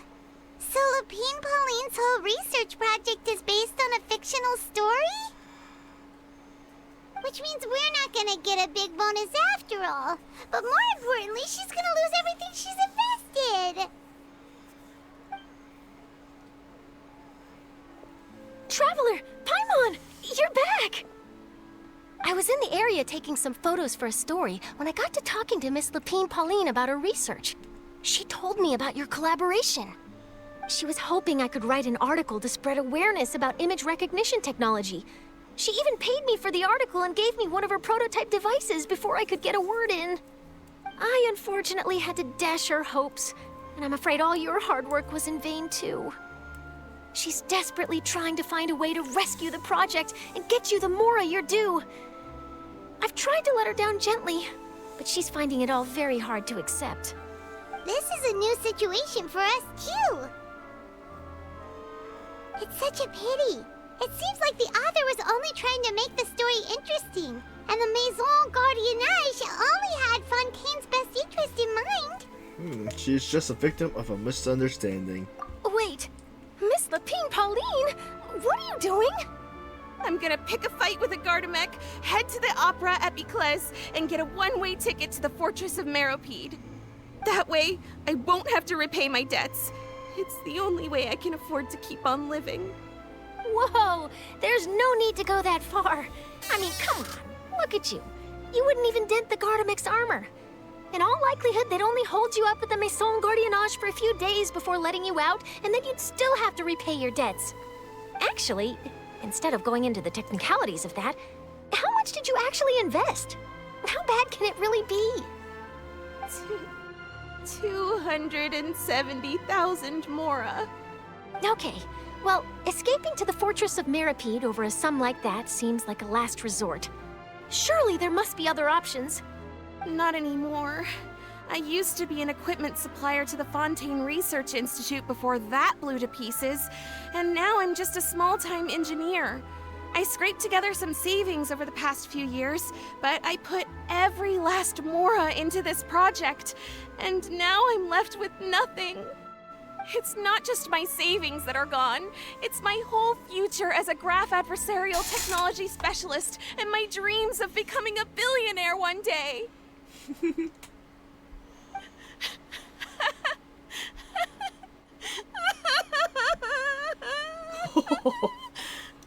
My life is over.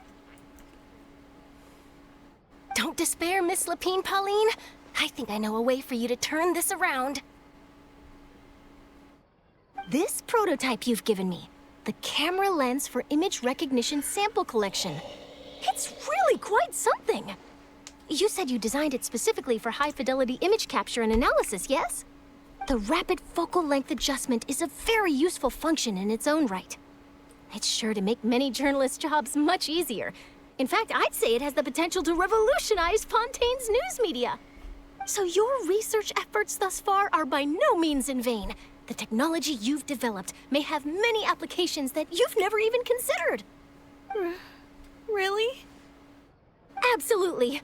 I've been working as a journalist for the Steambird for a long time now. No one understands the issues we journalists face on a day-to-day basis better than me. So keep calm, take heart, and start thinking about mass production.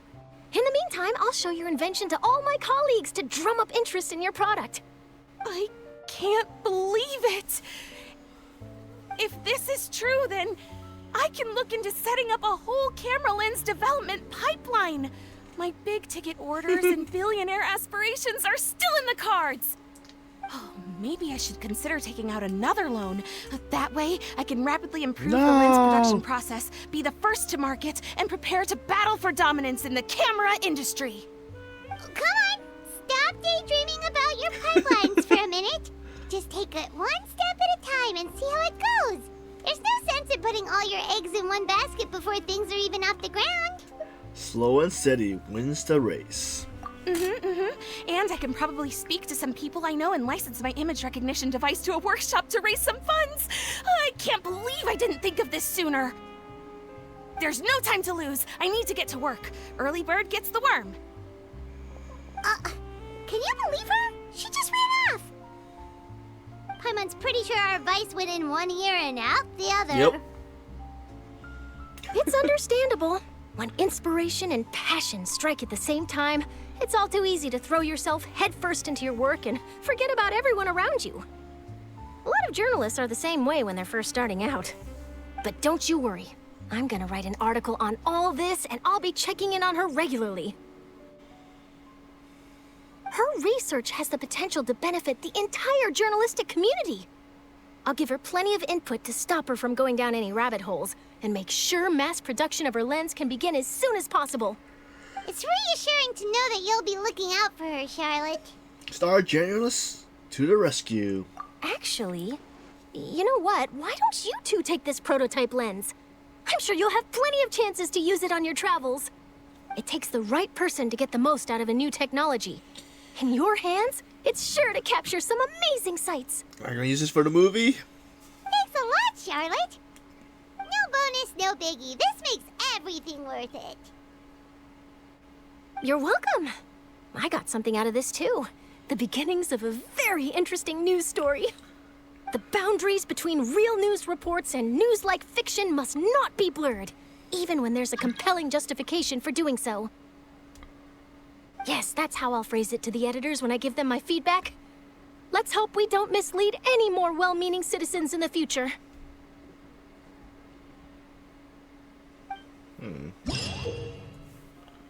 Special analyst zooms the lens. Okay.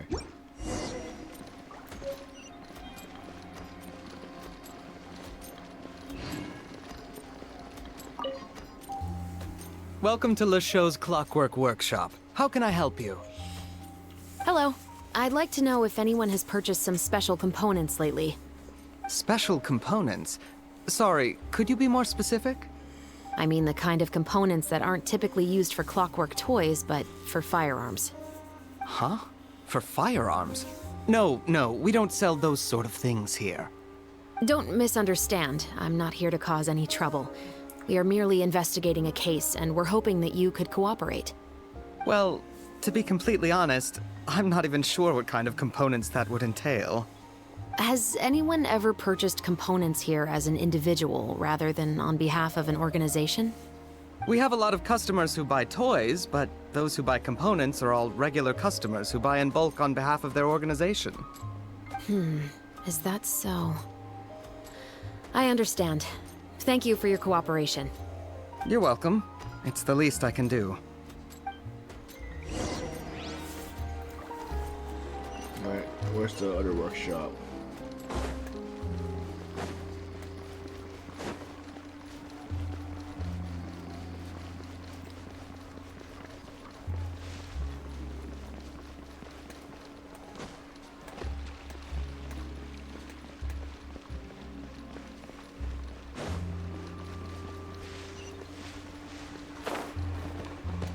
what's... Let's see. What Pokemon is that? I guess I have him already. Is that the dog Pokemon? Okay. Oh, hey, Chevris. Run out of oil for your musket again? Hello, Estelle.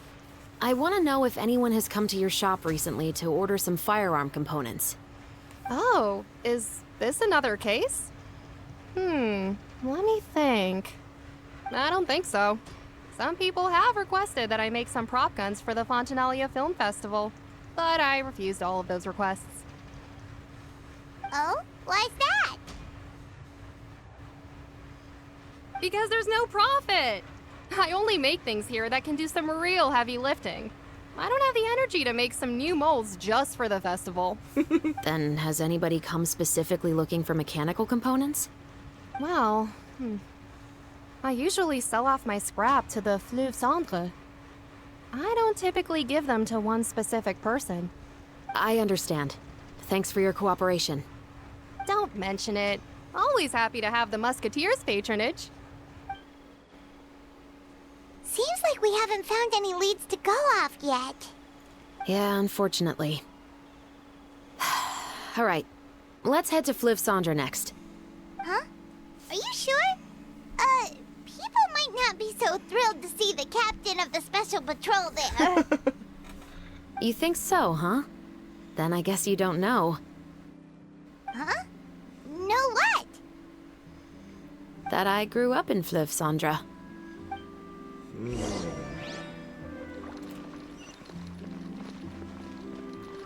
How far is this? Oh, it's oops. Underground? Wait, how many?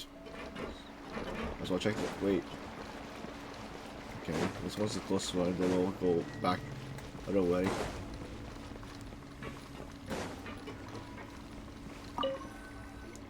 Any evidence? What's all this? Some broken planks and barrels, as well as some liquor bottles? Yes, but have a closer look, Paimon. Even though somebody has purposefully tried to clean them up, these are obviously marks from musket bullets. In other words, someone was here trying to improve their shot. They were using the barrels and bottles for target practice. Could it have been the killer? Your guess is as good as mine. Although many people at Fleuve Cendre own guns, few hide the fact from others. And even fewer would go to such lengths to hide markings from practice shots. Anyway, let's go. There might be more to this. Alright, next location.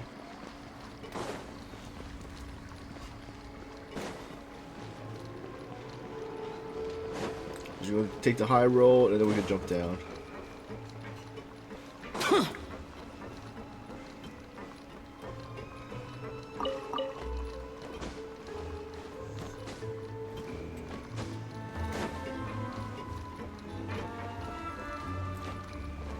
Oh, is that?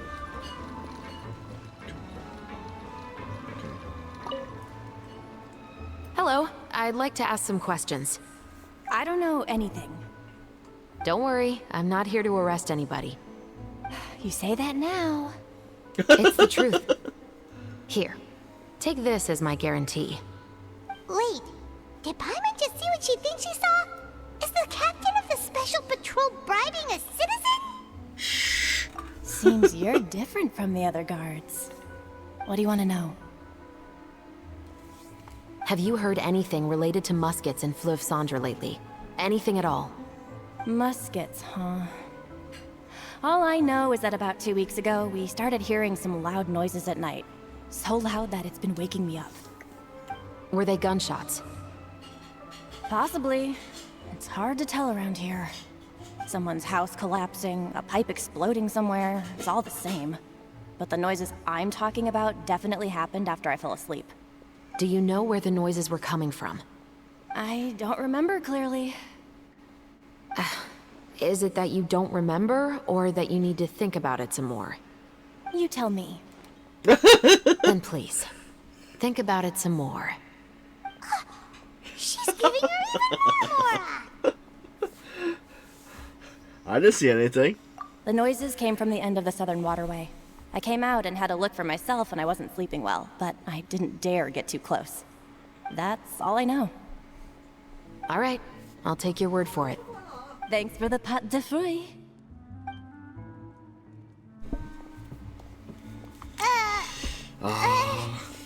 No need to be surprised. I grew up here, remember? I know how to get people around here to talk. What talk? Seems you catch on pretty quick. Now then, let's keep going.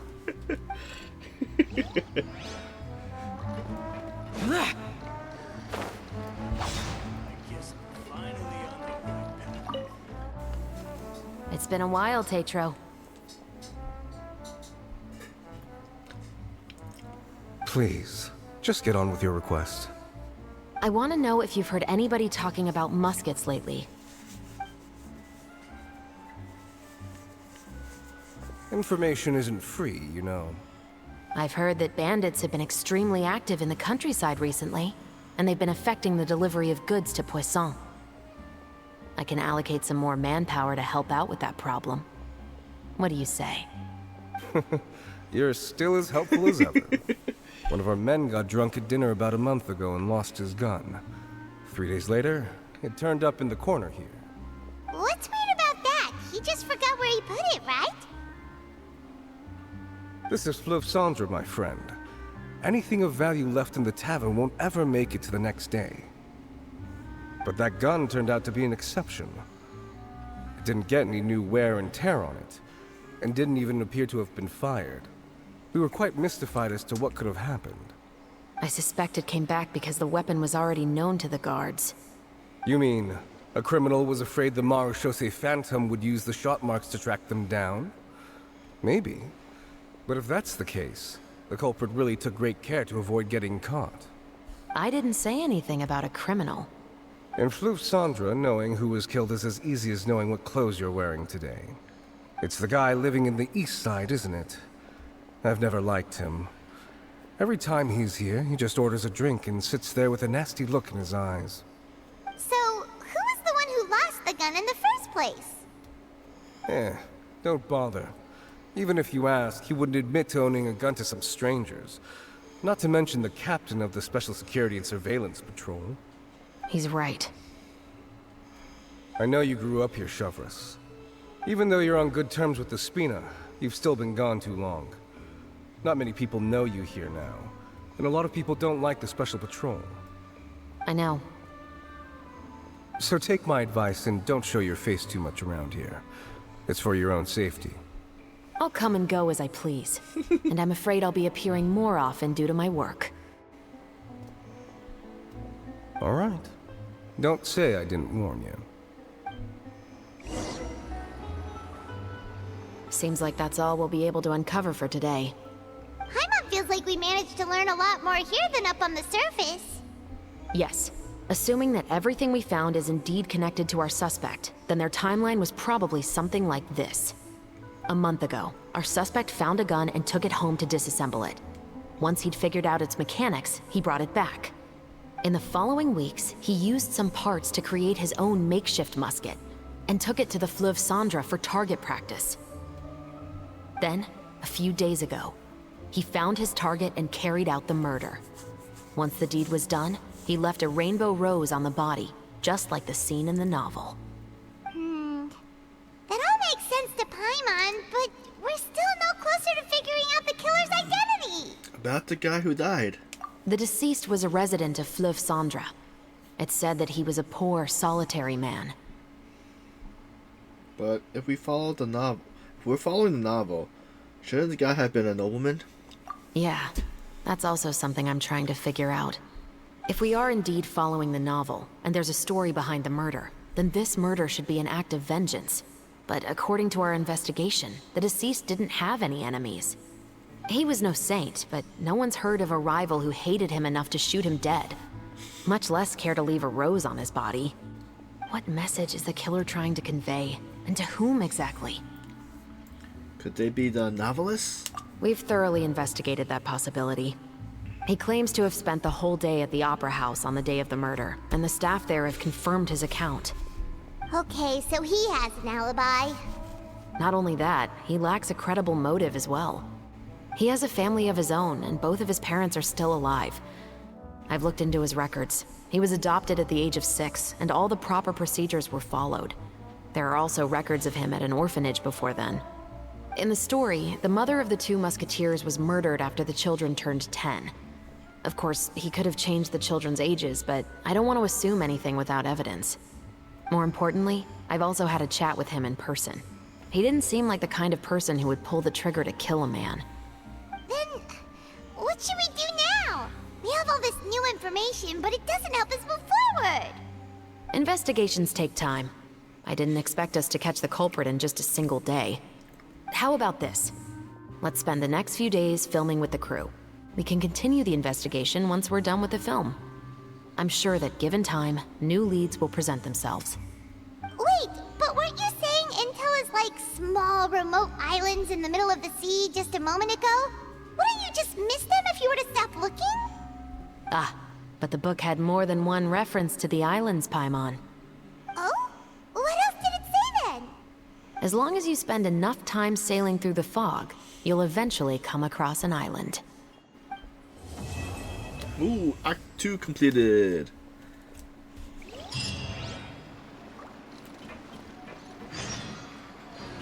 Alright, next, wait to 8 o'clock again. Or do I have to wait the next day? Let's see. It's filming time again! Our schedule is jam-packed for the next couple of days, too. We've got so many different locations and sets to cover. Anyway. Where's the gathering spot? I might as well put it over here.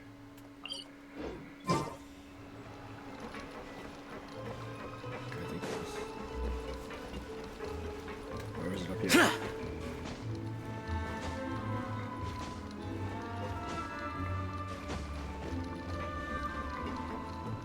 Oh, it's more. How far up though?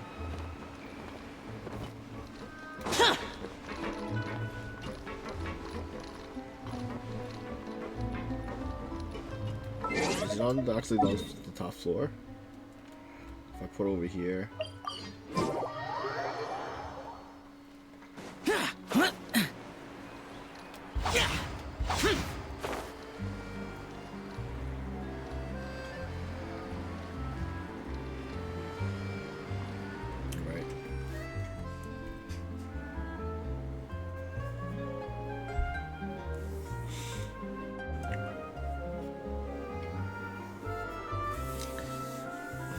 We'll probably finish up chapter 3 and see how that goes, and then probably leave the last. I'm not sure how many more acts are there after. Oh, I guess I could check. Let me see.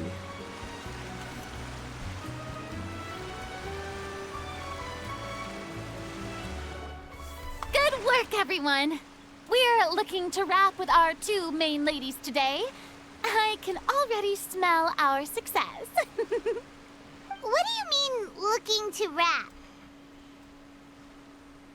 It means finalizing everything we recorded for them so far. Oh, aren't you the expert now? Yep. This upcoming scene is the 2 musketeers' final confrontation with the Baron. There will be quite a bit of action, but no choreography beyond what we've already rehearsed. Anyway, get ready. Lights, camera, action!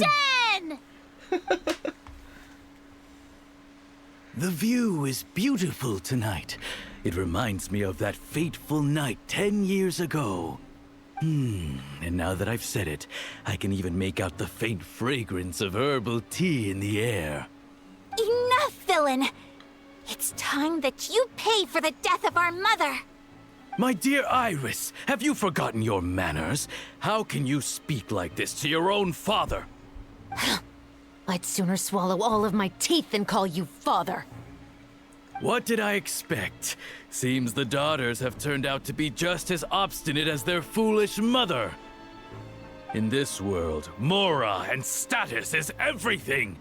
She thought she could blackmail me using her children and force me to grant her recognition and concessions? Ah, how naive can a woman be? Mother never asked a single thing of you. All she wished was for us to live a peaceful life, just like the others. It was you who personally brewed the poison of prejudice and sent Mother to her death. Compared to that deadly poison, the 2 bullets that will soon pierce through your heart will be like sweet mercy. And that's exactly why I said you're just as naive as her. Did you really think 2 muskets would be enough to defeat me? So let's see. What is stronger? Mora and power, or the 2 muskets in your hands? Get them! Tulip! There are too many of them! It'll be okay. We'll cover each other, Iris. And Mother will be watching over us, too.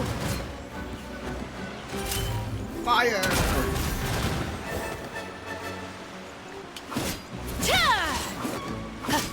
Was she ever in the banner, or did I just miss it because I know I haven't played for the game for like a while? You lost. To think I'd lose to my own 2 kids. We are no children of yours, and we'll never call that place our home. Then tell me, what did you do all this for? You lost your mother, and will soon kill your father as well. What will you gain in the end, other than sentences for your crimes? We will gain our long-awaited justice.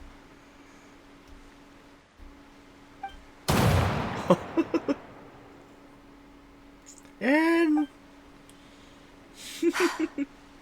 It's over. Finally, it's over.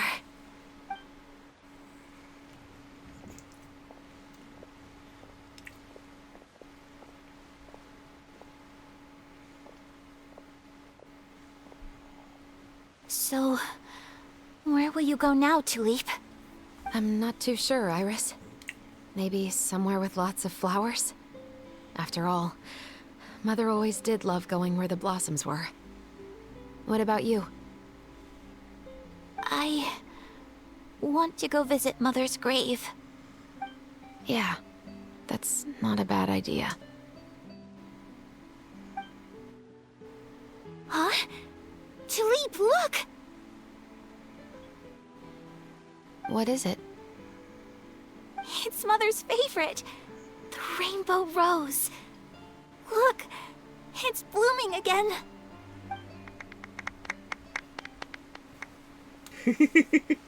Excellent! That was beyond mesmerizing. Even I didn't expect this scene to go so well. And we got it in a single take. All right, everyone. We've got a wrap for Tulip and Iris. Congratulations, Ayaka and Chevrolet! Amazing performance. Thank you. I didn't expect our parts to wrap so quickly. I wish I could savor the experience for just a bit longer. Paimon totally understands. Paimon's not ready to say goodbye to the clapperboard either. Filming has really been a lot of fun. You were great too, Chevrolet. The way you said, long-awaited justice. It gave Paimon chills. That is indeed my favorite line in the whole book. I still remember trying to act it out in my room the first few times I read it. Whoa, Paimon would have never guessed you're that type. Who doesn't like stories where the guilty are punished and justice prevails over evil? Don't forget, I'm the captain of the Special Security and Surveillance Patrol. Captain, I have something urgent to report. Please excuse me, everyone. I'll be back in just a moment. It's okay, don't worry about us.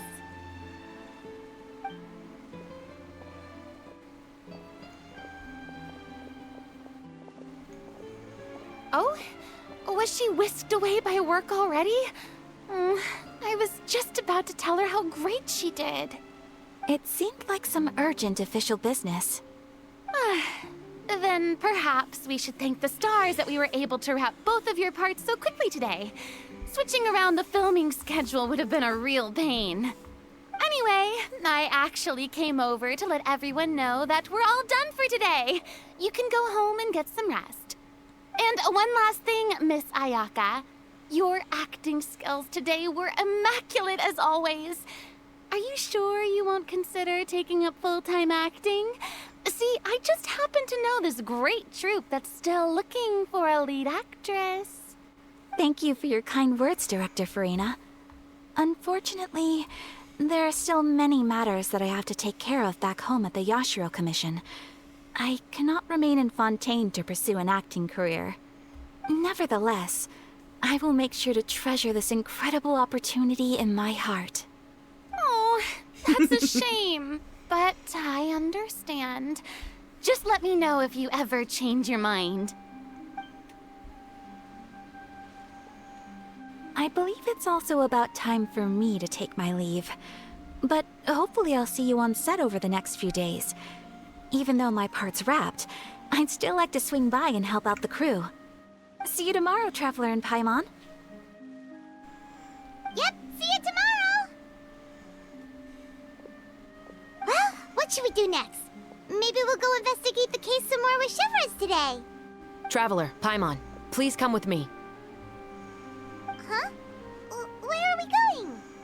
You could say that our ship has finally chanced upon one of those small, remote islands of intel. Alright, I'm gonna check something. Let's see. Oh, Lost Riches, what's that? Oh! Oh, we're definitely gonna do this one. Cause it's the Sealies. I think I have 2 or 3 of them so far. Okay. So Fontaine film. Yeah, so we're gonna do the Act 3, and then I think we'll leave Act 4 and 5. I think these are 4 and 5 for next time. But I think we just started well, we just started Act 3, so shouldn't be that bad. All we did was a cutscene for the movie. Alright. Oh! I didn't get to pick the flowers. Oh, that reminds me I have to go to Teapot too. Paimon's exhausted. Paimon definitely didn't expect having to float this far after a full day of filming. So, Chevrolet, why did you take us here? Did you find a new clue? Affirmative. It wasn't anything conclusive, but it should show us a clear way forward. Have you ever heard of someone by the name of Emily? Oh, you mean that famous perfumer? She's a good friend of mine. She's lent me her aid several times in the past to resolve some difficult cases. After I discovered the rainbow rose at the scene of the murder, I sent it to her. After all, she's probably the foremost expert on flowers and scents in all of Fontaine. And then? There was nothing remarkable about the flower or the trace amounts of soil left on it. But according to Emily, the rainbow rose left by the killer was derived from a very rare cultivar. Huh. Paimon didn't know that there were different varieties of rainbow rose. Paimon just thought they grew everywhere in the wild. Flowers that are deliberately cultivated will always show some different features from those that bloom in the wild. We already knew that the rose left at the scene belonged to a special cultivar, but with Emily's expertise, we were able to pinpoint the place where it was first picked from. Oh, Paimon gets it now. So whoever first planted that rainbow rose was probably the killer. Precisely. And after we checked what we learned against some sales records from the past, we discovered that there's only one person in all of Fontaine who could grow and sell this specific cultivar. Really? And who is it? It's the novelist. What? But didn't you say he had an alibi? To be clear, I haven't changed my mind about him. I still don't think he was the one who pulled the trigger. However, that doesn't mean the true culprit never visited him at his home or never purchased a rainbow rose from his garden. Whatever the case, we will have to confirm a number of things with him. So you mean the next place we need to go is... Yes, we're going to pay him a visit at his home.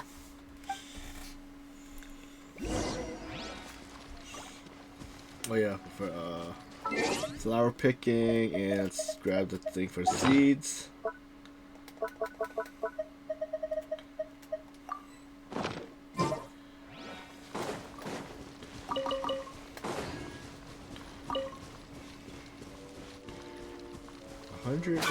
Okay, more herbs.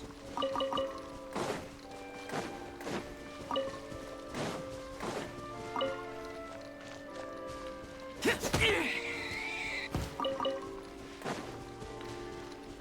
pretty close by.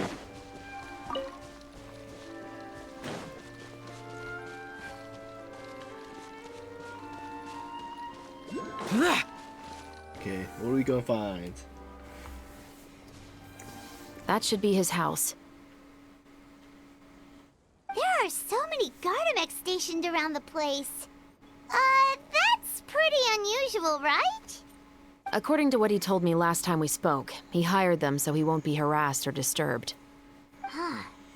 So there are a lot of flowers in his garden, but Paimon doesn't think we'll be able to pick one without alerting the Gardamex. Right. Which is exactly why I think there has to be a special connection between him and the killer. So, should we knock? Just wait here for now.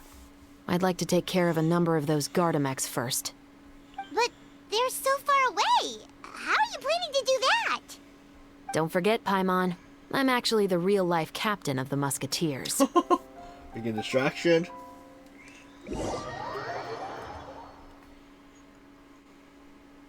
Oh, well, it's a scheme. Almost like the scheme again. So, pow! Boom! One down.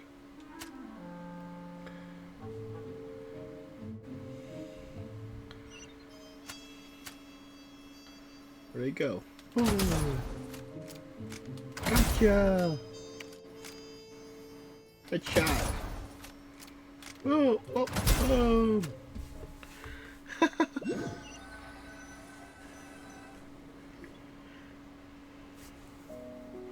All clear. No more guards. Oh, wait! Paimon's a little nervous now that we know he could be the killer. Can we go over our plan of action again? I'll go knock on the door and make sure it's safe inside. Once we're sure that we're in the clear, I'll ask him to come with us for a quick round of questioning at the guard's headquarters. But can't we just arrest him? We still have no evidence that he's the killer, or that he lent the killer any direct aid. Still, it would be appreciated if you could pick a rainbow rose from his garden for me while I'm talking to him.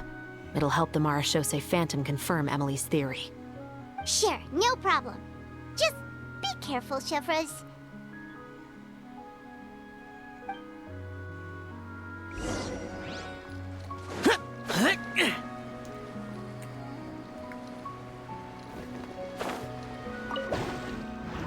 Where's this bringing me to?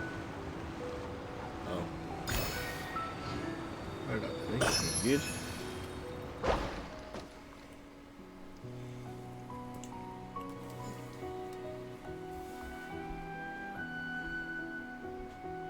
Excuse me, Mr. Baptiste, are you home? Who could it be at this hour? Oh, it's you, Officer Chevros. Would you mind accompanying me to the guard's headquarters, Mr. Baptiste? We would like to ask you some questions about a case. Oh, is it still regarding the murder case from before? I cannot confirm or deny that at this time. So it is then. Listen, I need you to come with me, Mr. Baptiste. Miss Chevros, I'll save you the trouble. Oh, and you two over there? There's no need for you to pick my flowers either.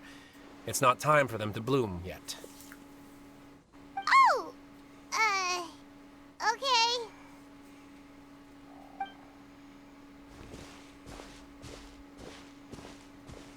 By saving me the trouble, you mean...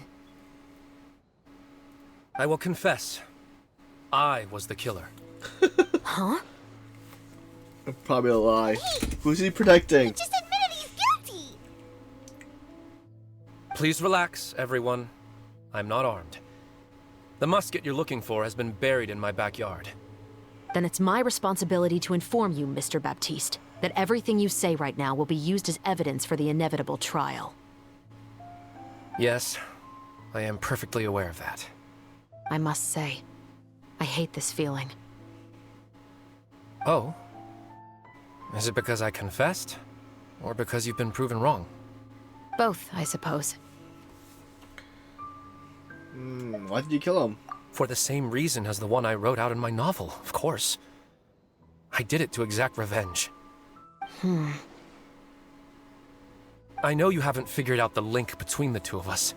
Had you done so, I'd have been taken away to the headquarters a long time ago.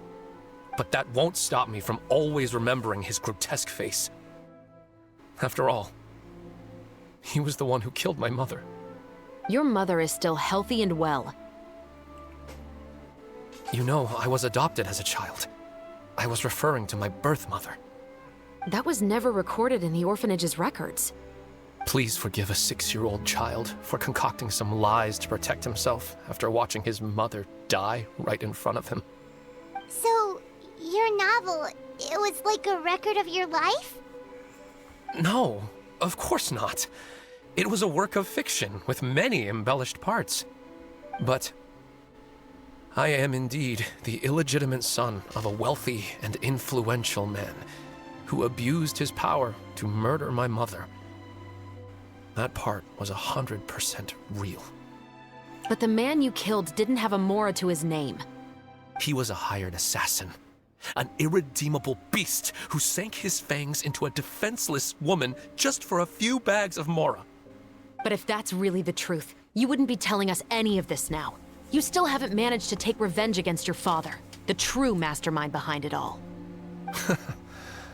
I never thought I'd hear that kind of thing from the captain of the Special Security and Surveillance Patrol. I'm simply skeptical about your motives. It's simple, really. I've grown tired of everything and don't want to shoulder this burden anymore. You may have considered me too soft to pull the trigger. Well, as it turns out, you are exactly right. I've become overwhelmed by the aftermath of the murder. So you're going to call a stop to your revenge, just like that? The true mastermind is too rich and too powerful for me. I've accepted that I will never be able to avenge my mother alone. And so what? The characters in your book never gave up? Now, Officer Shavras, I'm the one who has killed a man, aren't I? Are you trying to convince me to commit another crime? What's your father's name? How do you plan to prove the veracity of all of your claims? Well, I'd like to speak with you privately. Sure. Why don't we speak privately at the guard's headquarters? No, it has to be here. I must ensure that we won't be overheard. Fine. Let's talk here. When I said won't be overheard, I meant by anyone. I would like to speak with you and you alone. We can go somewhere else for now. Thanks. I appreciate it. Please stay safe, Shavras.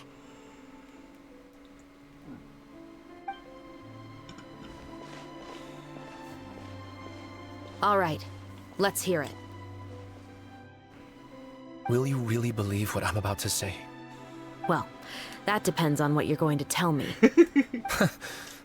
Fair enough. Fair enough. Then listen closely.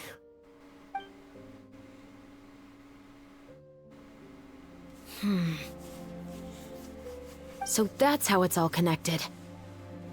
So, it seems you believe me after all. Do you want me to go public with this? No, of course not. At least, not right now. Then why did you bother telling me? You've read my work. What do you think? Even if you were to go public with all of this right now, he'd simply deny everything. It's been too long. Almost 20 years. Anything that could be used as evidence has long faded away. Even if there might have been a solitary island of truth once upon a time, It has long sunk beneath the waves by now. Justice will never find him. Not if you don't try. I know that as the captain of the Special Security and Surveillance Patrol, you will always stand on the side of justice. But do you really think a cushy life in prison really constitutes justice for him? I bet he could lead an extremely comfortable life in the fortress of Meripede. What are you trying to say? I've been observing you from a distance. Your portrayal of the Musketeer was exquisite. Pull the trigger of justice against him. Let the villain get what he deserves. You want me to let you go so you may complete your revenge? No, Officer Shavras. I know that would be impossible. No. What I'd like is for you to perform the deed on my behalf. Huh? Oh, Shiva sure is taking her time. What could they be talking about anyway? Oh, Paimon's worried. What if he decided to attack her? If anything, he's the one I'll be worried about. Oh, you do have a point. Still, do you have any idea who the rich person might be? And why the novelist doesn't want us to hear what he's saying to Chevres? Sorry to keep you waiting, you two. Hey, how did your talk go? What should we do next? I've already sent someone to escort Baptiste back to the headquarters for questioning. He wasn't lying about the musket. It was indeed buried in his backyard. But what about the name? Did he tell you the name of the rich guy? Yes, he did. But for now, I have to return to the Special Patrol. There are still a few loose ends I need to tie up. What's going on? It feels like she's keeping something from us. I'll probably be quite busy over the next few days, so apologies if you don't see me on set.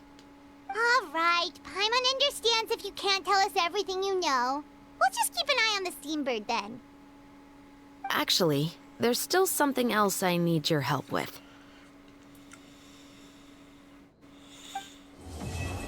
Wait, what? It was that fast? Then actually... Wait, Act 3 was... Alright, so we're probably gonna do 4. I thought it was gonna be like another, like... Yeah, another like 40 minutes. Okay. 8 o'clock.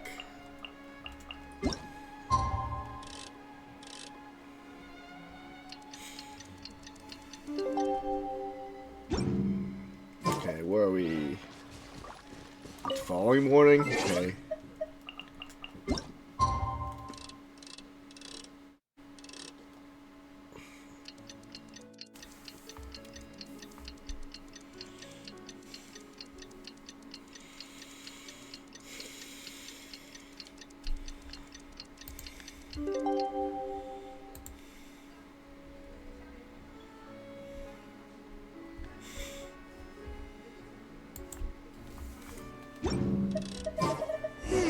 We haven't seen Chevra since that...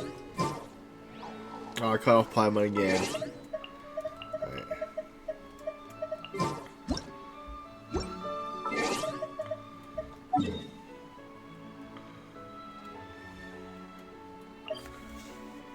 Court?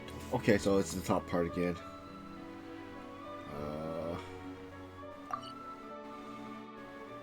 Let's go here. Well, guess there's no point in worrying about it now. Let's go join up with the others.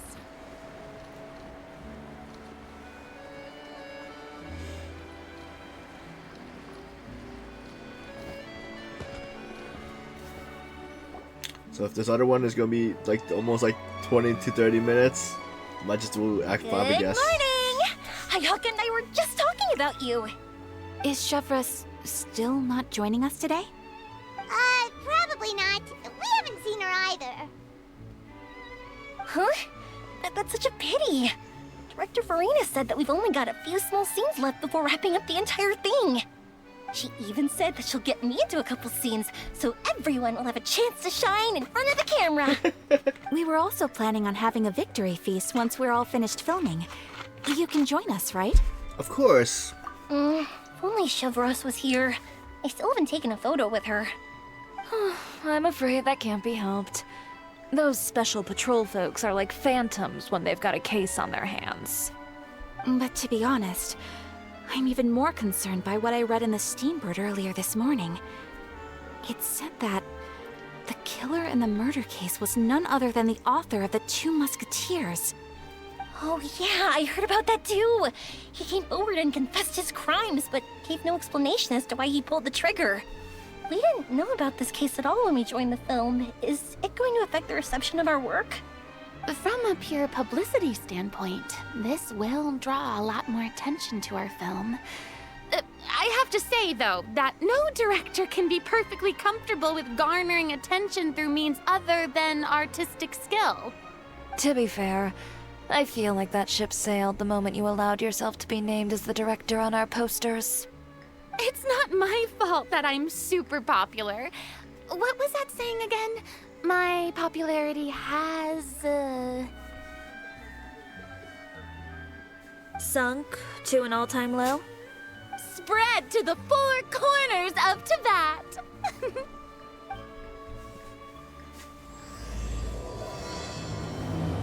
Act 4 start. Okay.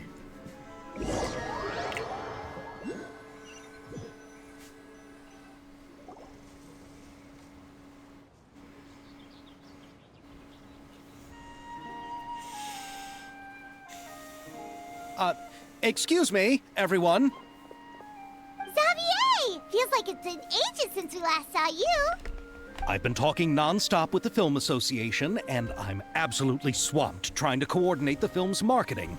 So forgive me for not being around more often, but please believe me when I say that I will make sure everyone's hard work gets the exposure it deserves. Oh, seems like you've been fighting your own battles. Yes, that's one way to put it. Oh, and before we begin the final round of filming, please allow me to finally introduce you to the original investor of our film, Mr. Morris. A pleasure to meet you all. Yes, glad to make your acquaintance, Mr. Morris.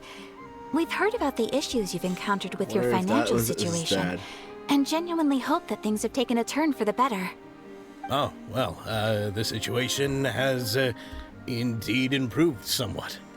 Don't worry, Mr. Morris. Accidents and last-minute challenges happen all the time. There's no need to blame yourself over it.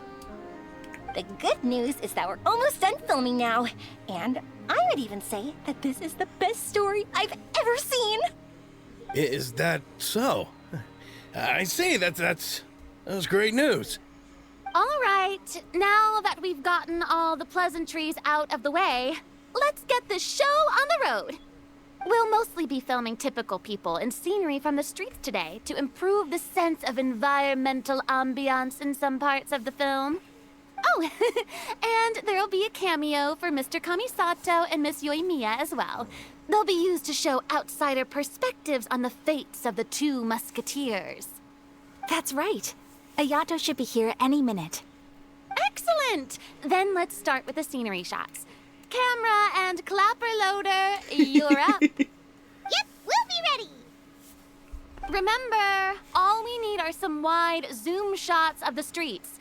If you happen to find some particularly lovely patches of flowers and grass, feel free to grab some close-ups of those as well. Ready? Lights! Camera! Action! Okay, now move the camera slowly. Try to focus on that flower. What's wrong? Just adjust the focal length a bit. Something the matter? It's not responding like usual. Huh? But wasn't it working fine for all the days before? Veronique, can we try a different camera? No problem. How about this one? All right, let's give it another try. Lights, camera, action! What's happening? Don't tell me. This one is broken too. Veronique, do we have any other spare ones we can use? I'm afraid we only brought these two today. What? Then go find a workshop to get them repaired right away! Oh, and you too, Bono! Go find our spare camera in the warehouse and bring it back to the set! On it. Greetings, everyone. My apologies for the delay. Is something the matter, Ayaka?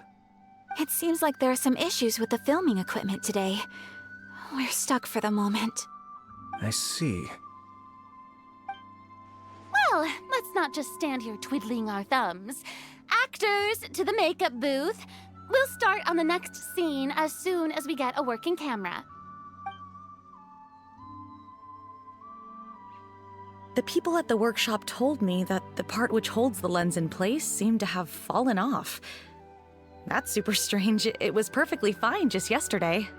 Well, no time to dwell on that now. Let's get back to filming. Ahem! Quiet on set! Places, everyone! Lights! Camera! Action! By the way, have you heard about that recent murder case? Yes, I have. It seems that they've caused quite the commotion in the city. I heard that the chief of the guards is so mad about not catching the culprit that he's about to explode. Oh? I find that quite hard to imagine, considering how he already looks most days. Director, we have a problem. No cameras? Oh, we're in the middle of a take! Couldn't you wait until we wrapped up this scene? No, Director, our film, all the finalized film that we've been keeping in the case has disappeared. Oh, wait, well, what did you say? Mr. Bono, please take me to where the film was kept right away. I'm coming too. No, Yoimiya, you have to stay here. Oh, what happened to film? Somebody, Okay, listen up. Everyone who's not working on this current scene can go with Bono to look for the film. Everyone else, who took it? Stay put and wrap up the scene. Was it Mr. Morris? Unbelievable. How could all these problems happen in just one day? You want to hide the evidence or whatever. We're back.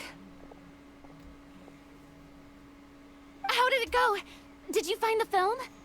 We found it in the sewers. Huh? In the sewers? Is the film still okay? We discovered it just in time, so we should still be able to salvage it. The others are checking now to see if we lost any specific scenes. Oh, you scared me for a moment there. I nearly thought we had lost everything. I really don't want to experience that feeling of despair again. Okay, but who could have stolen the film and dumped it there?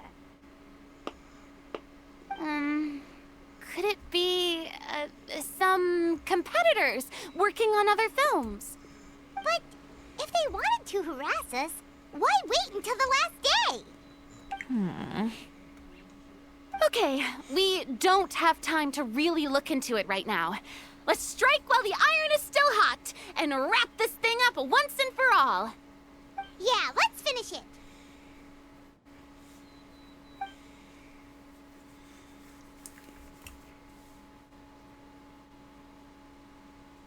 I would like to officially announce that our entry to the festival, The Two Musketeers, has now concluded filming! I'm unspent. It's so late already. Even though the filming process proved to be extremely challenging, everyone provided valuable and unique contributions to the final product. Thank you all for your dedication and support. And just like Director Farina, I would also like to extend my most heartfelt thanks to all of you. Really, you've all helped me so much. All right, let's save the awards speech for later, and hopefully also get some rehearsals in before the real thing. Anyway, now it's time to party! Let's all make our way to the beach and have we secure the film though? We don't want to. So loud and fun that even we'll the blubber beast will want in. Party! Paimon wants to party!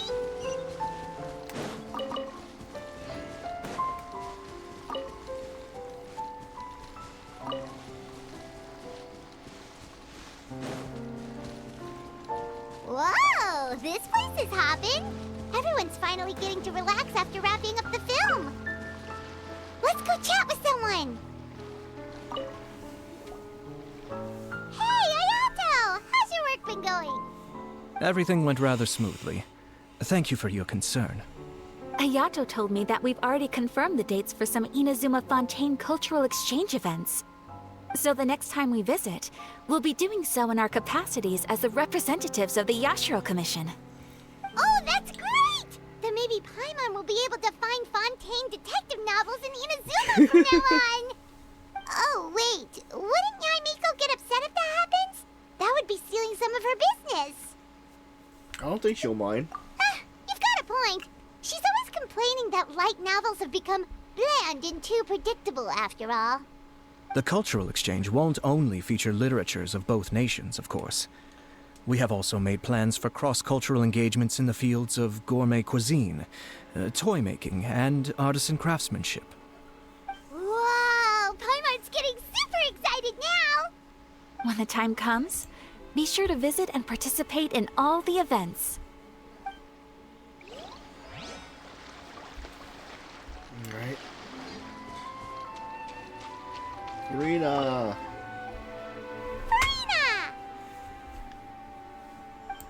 Oh, my darling clapper loader and camera operator. You've both worked really hard. Paimon thinks you worked even harder than us. Honestly, Paimon was getting a little tired of playing with the clapperboard by the end of it. Worst of all, Paimon started having dreams of you shouting, "Lights, camera, action!" into Paimon's ears. The actual dream can't even start until you've yelled that. Hey, if anything, shouldn't I be more grand and delightful than your dreams? We've been through so much together, and that's how your brain remembers me? That's not Paimon's fault. We've just used the clapperboard too much lately. Anyway, what's most important is that we wrapped the film. I'm pretty confident that we'll take first prize. You mean the Farina Award? Hey, no need to mention the official name. Wait, now that you mention it, if we did win the prize, would Farina just get a statue of herself? Come on, I don't need that kind of attention. Xavier can accept the reward on our behalf. But just imagine! Farina accepting the Farina Award and holding a Farina statue. I'm going back to my dessert now. You all can keep discussing that on your own.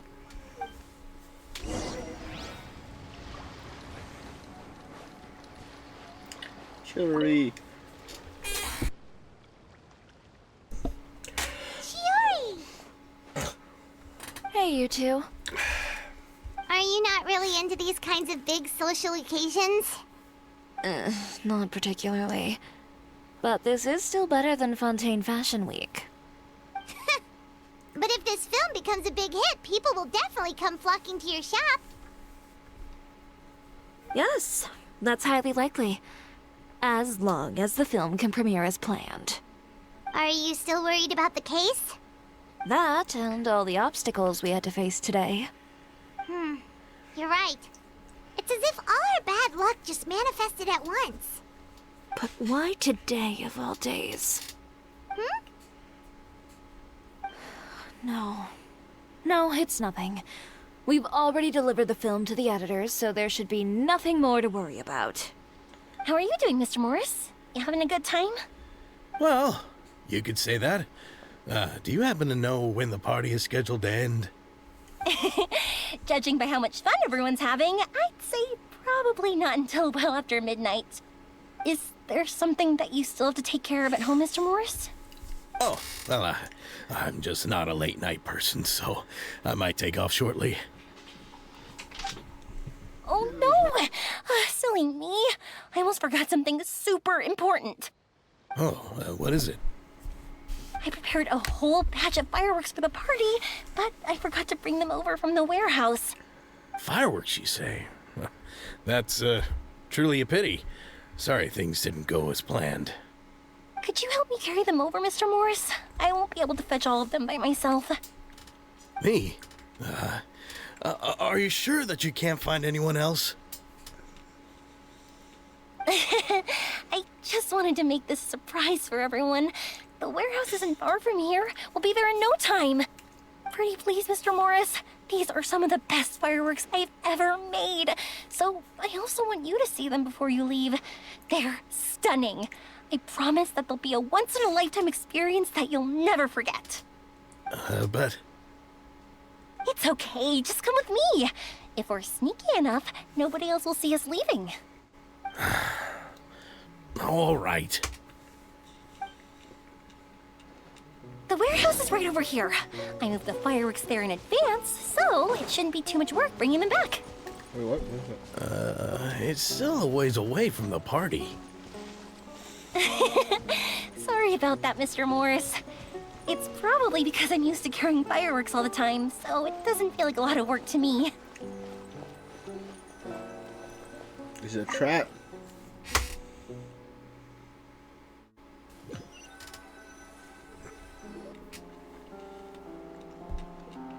It's dark in here. Wait here, Mr. Morris. I think the light switch should be somewhere over here. Why did I have to get roped into this? What was that?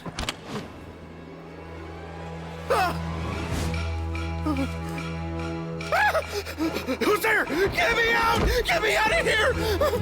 Did you really think you'd get away, Morris?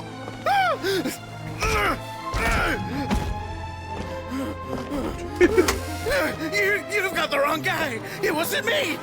I'm not the killer. You know, Eliza died a far more heroic death than this. She fought your assassin to the end, to save the children she had hidden beneath the floorboards.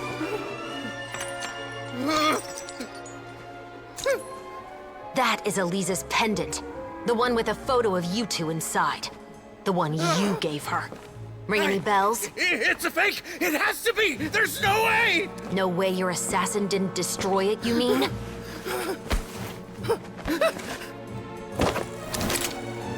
Did you ever love her, Morris? Or was killing her always the plan? No, please. Listen to me. I told Eliza to keep us a secret. I paid her plenty for her silence. I never thought she'd keep the child. Everything was gonna come out, and I had no choice. She'd force my hand. No! I'm begging you. I have money. Just name your price, please. You can keep your Mora, and you can go to hell.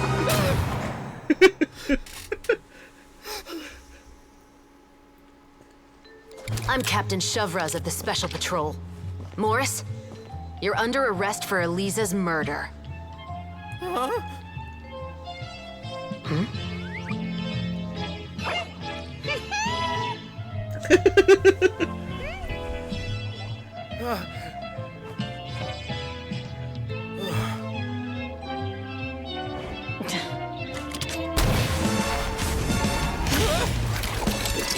You're under arrest too, prop manager Veronique.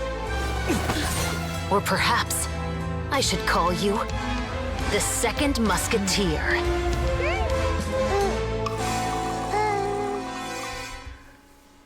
Wait, what's going on? This wasn't in the script. Drop the gun, Veronique. Why? Why would you keep me from exacting revenge on this heartless monster? Drop your weapon. This is my final warning.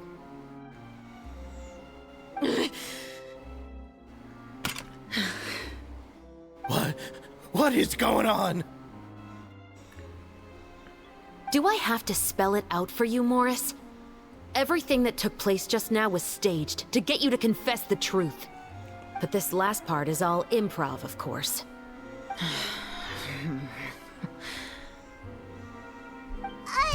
Shivers, you told us you wanted us to help you stage a play. You never said anything about the Second Musketeer. It's because even I had no way to confirm my theory until now. Thank you for your performance, Yoimiya. Could I trouble you to go and bring in the other Special Patrol members? They should be on standby just outside. Oh, and please tell the other cast members not to worry about us. We'll be rejoining them shortly. On it!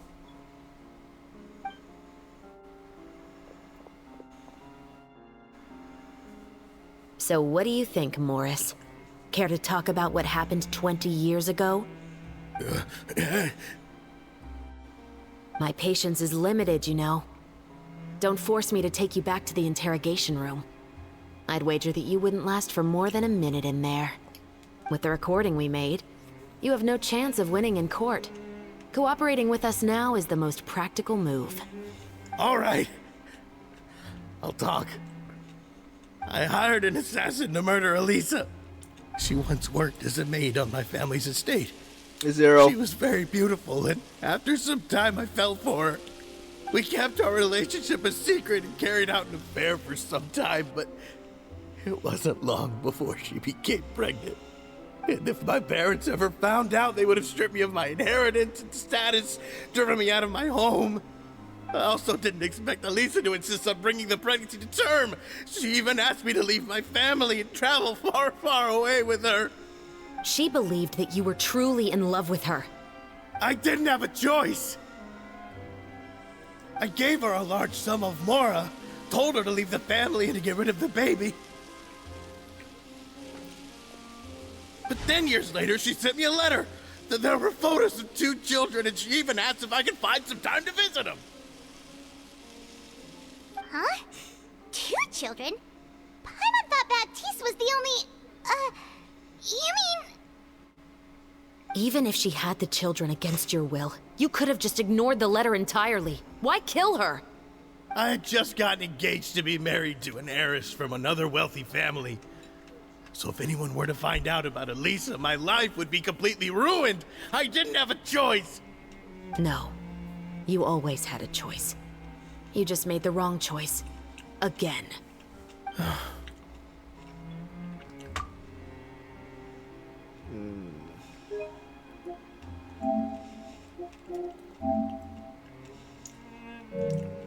Do you know how it feels to watch your mother be killed right in front of you? My brother and I were hardly even school age yet. We were hidden beneath the floorboards, grasping each other's hands like a lifeline. We were so terrified that we didn't even know we could ever take a breath. All we could do was to watch Mother try to fight back, and then collapse to the floor. Even after the assassin left, we were still too terrified to leave our hiding spot. We thought that he might come back. It was only until the next evening when we finally climbed out and gathered around our mother. But she had already become cold and stiff to the touch. You made up your mind right then and there to bring this case to light. Not only that, we resolved to get our revenge. And that's why you became the Musketeers. No, that's why I became a Musketeer. The man from before was also killed by me. My brother had nothing to do with it. I figured as much. You did? I once told these two that he didn't look like a killer to me. His confession from that night also rubbed me the wrong way. I think what really tipped me off was, how could I not feel a sense of regret in him? Huh? He confessed faster than any criminal I've ever met, but he didn't say a single word about you. He insisted that he was the sole perpetrator in the case. But after the questioning ended, I disassembled the musket we dug up from his backyard, put it in front of him, and told him to reassemble it. Wanna guess how far he got?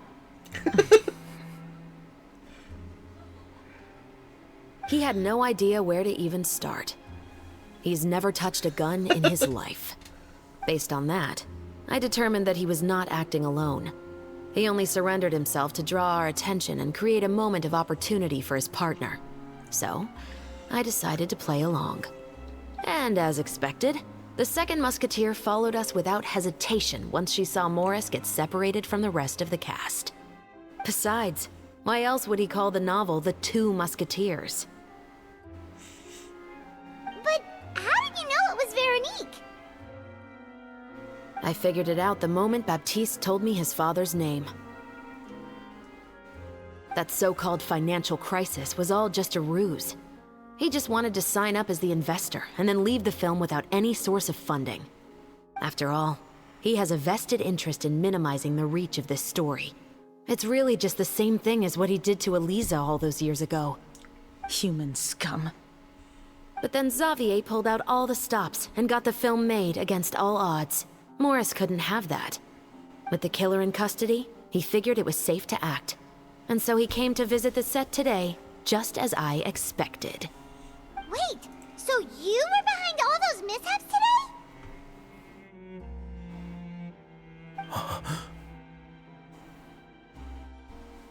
As for the identity of the second musketeer, I assumed they'd probably stay close to Morris and look for an opening. And if they already knew that Morris was the film's investor, then that narrowed the list of potential suspects as well.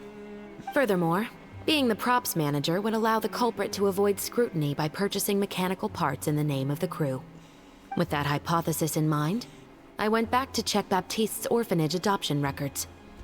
Guess whose name I saw on the same page, just a few lines from his. My brother. He trusted you. As in, he trusted me to perform the deed on his behalf? He trusted you to stand on the side of justice. I am. I thought you could do it as well. Oh, the look on your face when you told him to go to hell. I really thought you'd put a bullet in his brain. You know what he has done. Are you telling me that you'd rather see him spend the rest of his life living like a king in the fortress of Meripede? I will never be able to forget the feeling of my mother's cold, lifeless hands. And you would call this ending fair? Is this what you call justice? I won't lie, Veronique. I did hesitate when your brother first told me about the truth. I wondered. I agonized over whether I should really put a bullet in his head. So why don't you? Because that should never be how justice is carried out in this world. Perhaps, to you, justice is simply reciprocated. An eye for an eye, and a life for a life. But everyone has their own understanding of justice. If everyone were to pursue their own definition of it, there would be no more order in this world. Today, you'll kill Morris, and tomorrow, his children may come for you.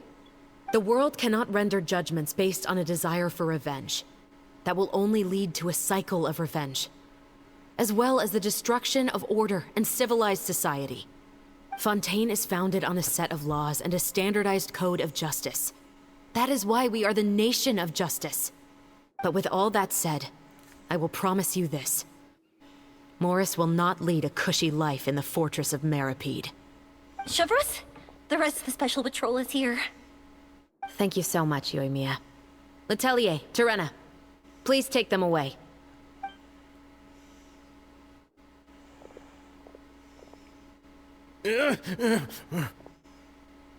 I still can't agree with your reasoning.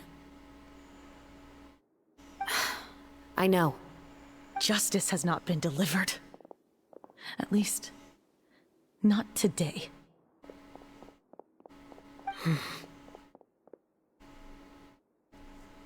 Chevreuse. Let's go. We should give an explanation to the crew.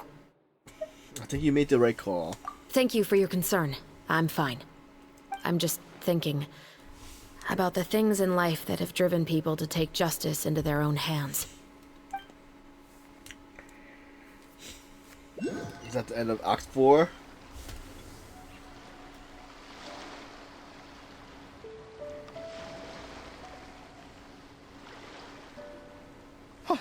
Who would have thought Morris would turn out to be...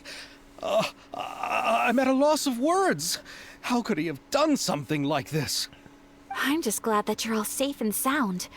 Who knew that such a labyrinth of cases would be behind this story? Well, what should we do now? We have a finished film, of course, but should we still go ahead with the premiere? What do you mean? Shouldn't you be even more motivated to spread the word now that you've learned the truth? Chiori is right. I'd also like more people to see this story for themselves. But the real ending of the story seems to have deviated somewhat from the one in the script. Is that still acceptable to you, Miss Chevreuse? The call is yours. We still have time to reshoot an ending if that's what you'd like. No, it's fine as is. I like what we have for the catharsis.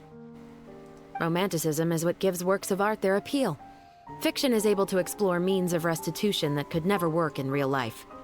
Just like the real world, the world of stories also has its own set of rules and justice. These different possibilities are what initially drew me to reading in the first place. Sounds good to me. I support your decision. What about Veronique? Will she be okay? She will soon face her judgment alongside her brother and Morris. If I had to guess, they'll probably all be sent to the fortress of Meripede. I'll make sure to give Risley a heads up about it. Oh, you mean that kind of heads up? Exactly.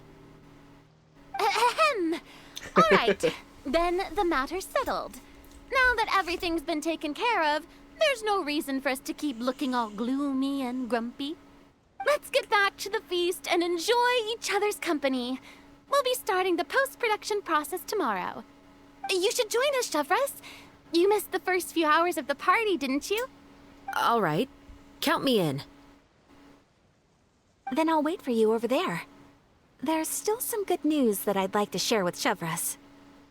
Traveler, Paimon, could you wait for me by the sea after the party ends? I'd like to go on a brief walk with the two of you. Absolutely. Thank you very much.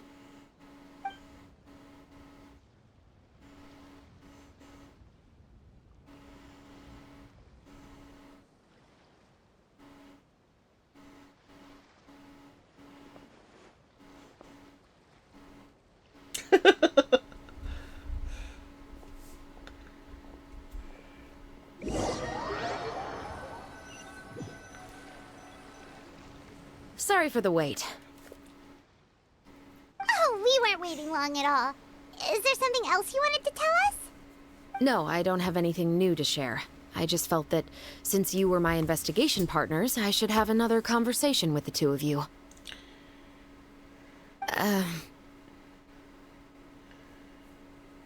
Traveler, how would you have responded to Baptiste's request if you were in my shoes? I would have done the same as you. Is that so? Well, thanks for sharing. When I was young, my father often took me here to swim. We'd come rain or shine, even when it was freezing cold.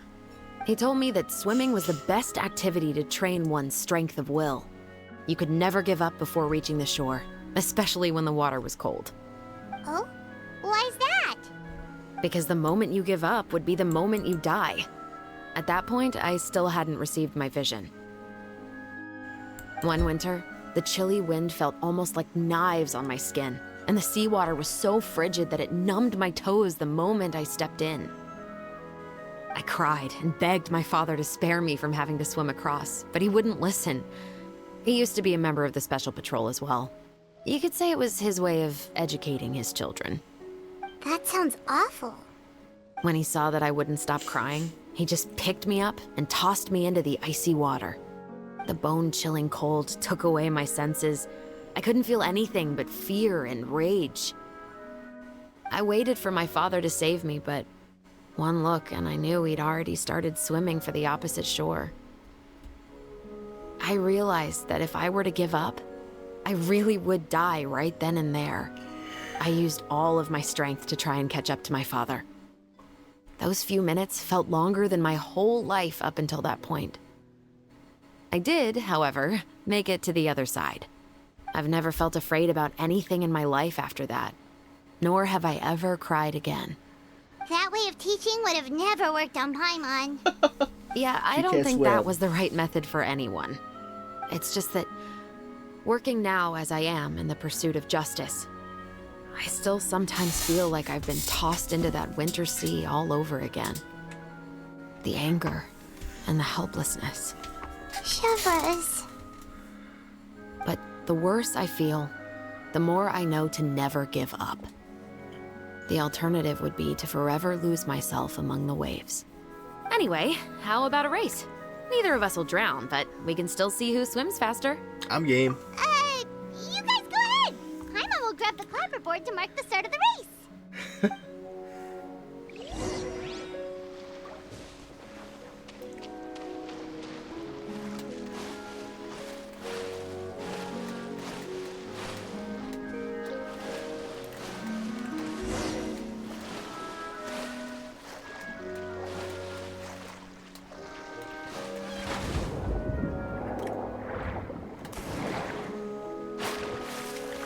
I didn't know that. I forgot about the dive thing.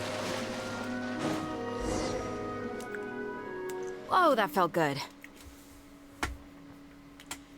You were so fast in the water, Chevros. You were swimming even faster than Paimon can fly. So, about the special patrol, did you join because of your dad? Partly, but I'd say I was more inspired by the heroes I read about in stories growing up. Oh, so it's due to your love of stories. Of course, it was only after I joined the Special Patrol that I learned that truth is often stranger than fiction.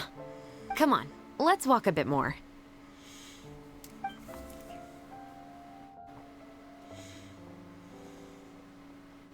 To be honest, I do sometimes question whether the decisions I make are the right ones.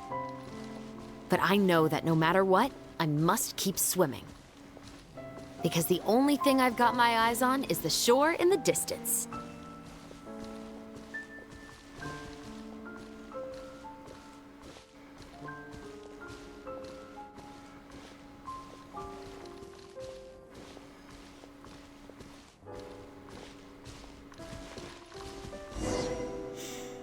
Thank you for coming on this walk with me.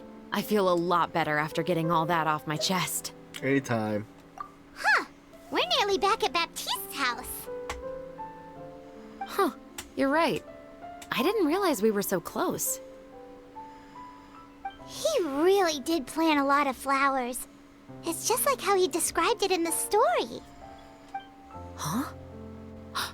Wait. It's blooming. Paimon, Is it blooming? Traveler, look! The rainbow roses in the garden. They're in full bloom now. Act 4 completed.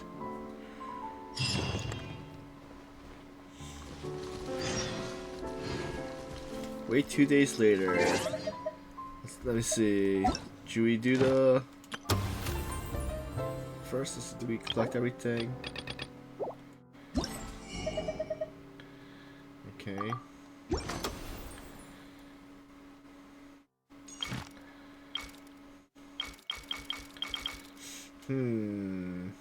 Alright, well, might as well. Wait 2 days.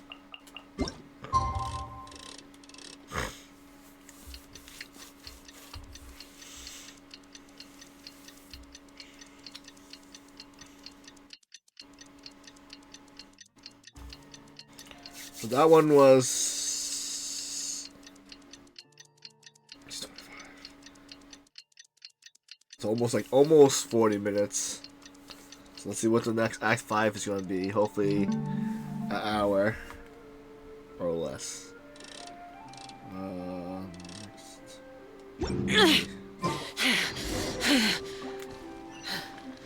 Those memories. So dark. Wait, wasn't there a waypoint about her house? Or was I seeing something different? Alright, we're porting over.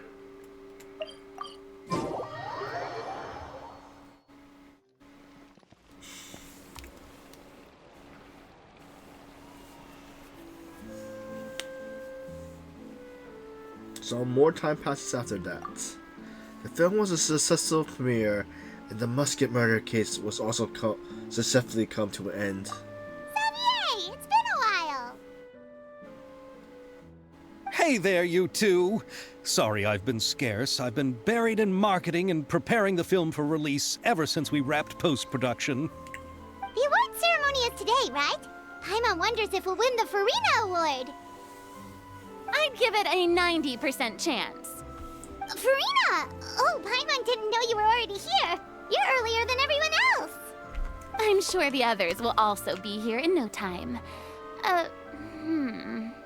Xavier, if we end up getting called on stage, shouldn't you come up with a name for our crew? What? But we don't even know if we're going to win. I wouldn't want to jinx our chances by celebrating early. Just open your eyes! Surely you've seen the audience's reactions to our film. We've had nothing but critical acclaim. You've also had conversations with the Opera House's operating staff, right? Didn't they want to increase the number of showings? With the mora you've made from the box office, you can now open your very own film company. But that's all credit to my amazing crew. You've all helped to make this a reality, so I can't be the only one asked to come up with a name. Well, give it some thought. I'm sure the crew will respect your choice. All right, but before that, Traveler and Paimon, could I trouble you to quickly pay a visit to the Fortress of Meripede? Huh? But shouldn't we stay for the award ceremony? I wanted to ask you two to invite Shavraz to join us at the ceremony. She's one of the lead roles, after all. I haven't been able to find her recently, so I haven't had the chance to invite her personally. According to the papers, the culprits of the Musket murder case will be personally escorted today by the captain of the Special Patrol to the Fortress of Meripede. Oh, Paimon gets it now. It'll be a piece of cake for us. Yep, just wait here, Xavier, and maybe try to come up with a few snappy-sounding names. All right, then I'll leave you to it.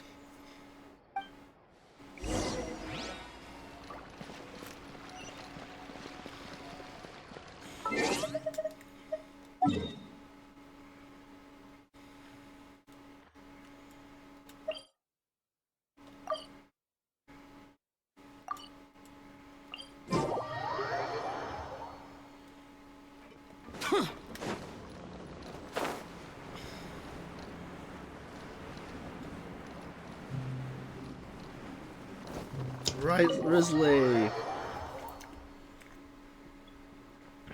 This is as far as I'll be taking them. I'll leave the three of them to you now. Got another errand to run? Something like that. I'm expected at a party. Now that's something you don't hear every day. Found a new pastime? No, it's just a special occasion. Shavraz! Risley! Festivals really do bring people together. It's been a while since I last had so many visitors at the Fortress of Meripede. Call it the festival spirit, I guess. Yeah, you could say that. Even our head nurse has gotten herself all worked up preparing super deluxe nutritious shakes. Just one gulp and you'll have met all your nutrition needs. Were you talking about work just now? We've already finished discussing everything. So, what do you think about my heads up, Mr. Risley? I believe I haven't yet made any promises or guarantees. But you also didn't shoot me down. Here, how about this? You could give everyone a copy of the newspaper. Perhaps on the day when the cover story happens to, oh, I don't know, expose a certain someone's misdeeds from 20 years ago? I suppose then a certain someone may soon find himself the most unlucky person in the Fortress of Meripede? While another two people will soon be hailed as heroes. Speaking of heroes, did you two need something from me? Oh, actually, we're here for... You're here to invite me to the party, right? Don't worry, I didn't forget. Ooh, then let's head back right away! See you, Risley! Happy Fontanalia Festival! And the same to you.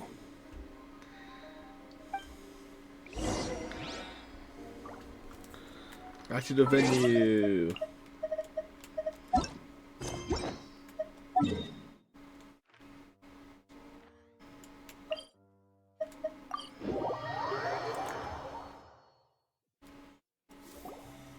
And the winner of the Farina Award for the first Fontanalia Film Festival is...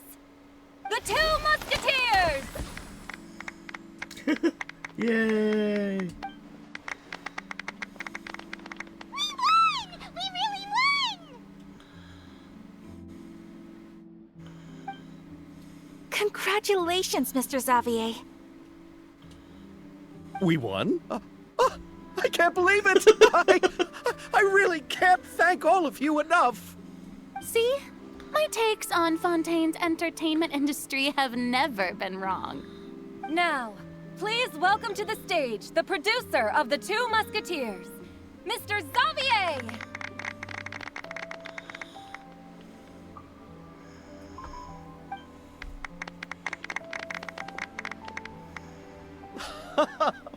Thank you! Thank you all so much for your recognition and support. While I'm up here, I would love to give special thanks to... Time really flies, huh? It certainly feels that way. It feels like it was only yesterday when you were teaching me to hold a musket. Will you come back to Fontaine again? Of course. I'm very fond of this city. There are so many novel and interesting things that it's been hard to keep track of them all. But how about you? Would you be interested in visiting Inazuma? I can't say the thought has crossed my mind before, but I'd be willing to consider it now. I will be eagerly awaiting your visit. It would be wonderful if you could visit my home and enjoy a taste of our tea and desserts. Yeah, let's keep in touch. Did you accomplish all you came here for? Yes. And you should visit Inazuma again sometime. How has Ogura and her business been? To my knowledge, she's doing quite well. Tell her I said hi. I certainly will. I heard the thunderstorm has stopped. Yes, and the war has also been brought to an end. Peace and prosperity has returned to the islands. I quite like the sound of that. Perfect for hanging textiles out to dry. I'd like to offer my thanks again to the entire cast and crew. Without you, I would have never completed this film, much less had the opportunity to be standing on this stage. With the support of my entire crew, I would like to officially announce our film company, Musketeer Pictures. Woohoo! That has a really nice ring to it. Then in that case, let's please welcome all the members of Musketeer Pictures onto the stage for a commemorative photo. Oh, Paimon didn't know we'd also be taking pictures. Director Farina, I believe you are the most deserving person to raise this trophy. Huh? No. There's no need. It's so embarrassing. It's an honor the director deserves. Yes, I agree. I can't think of anyone better for this honor. Just accept that you're not getting out of this. Ready, everyone? 3, 2, 1. Musketeer Pictures! What's the trophy look like? Oh, it's the Farina reward. It's a cute picture. Let's take a snapshot. Wait, what? What the? Got it! Got the picture!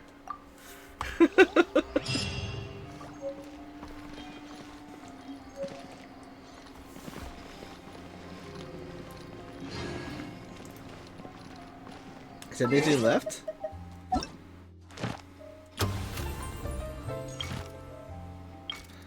Oh, so there was no Act 5.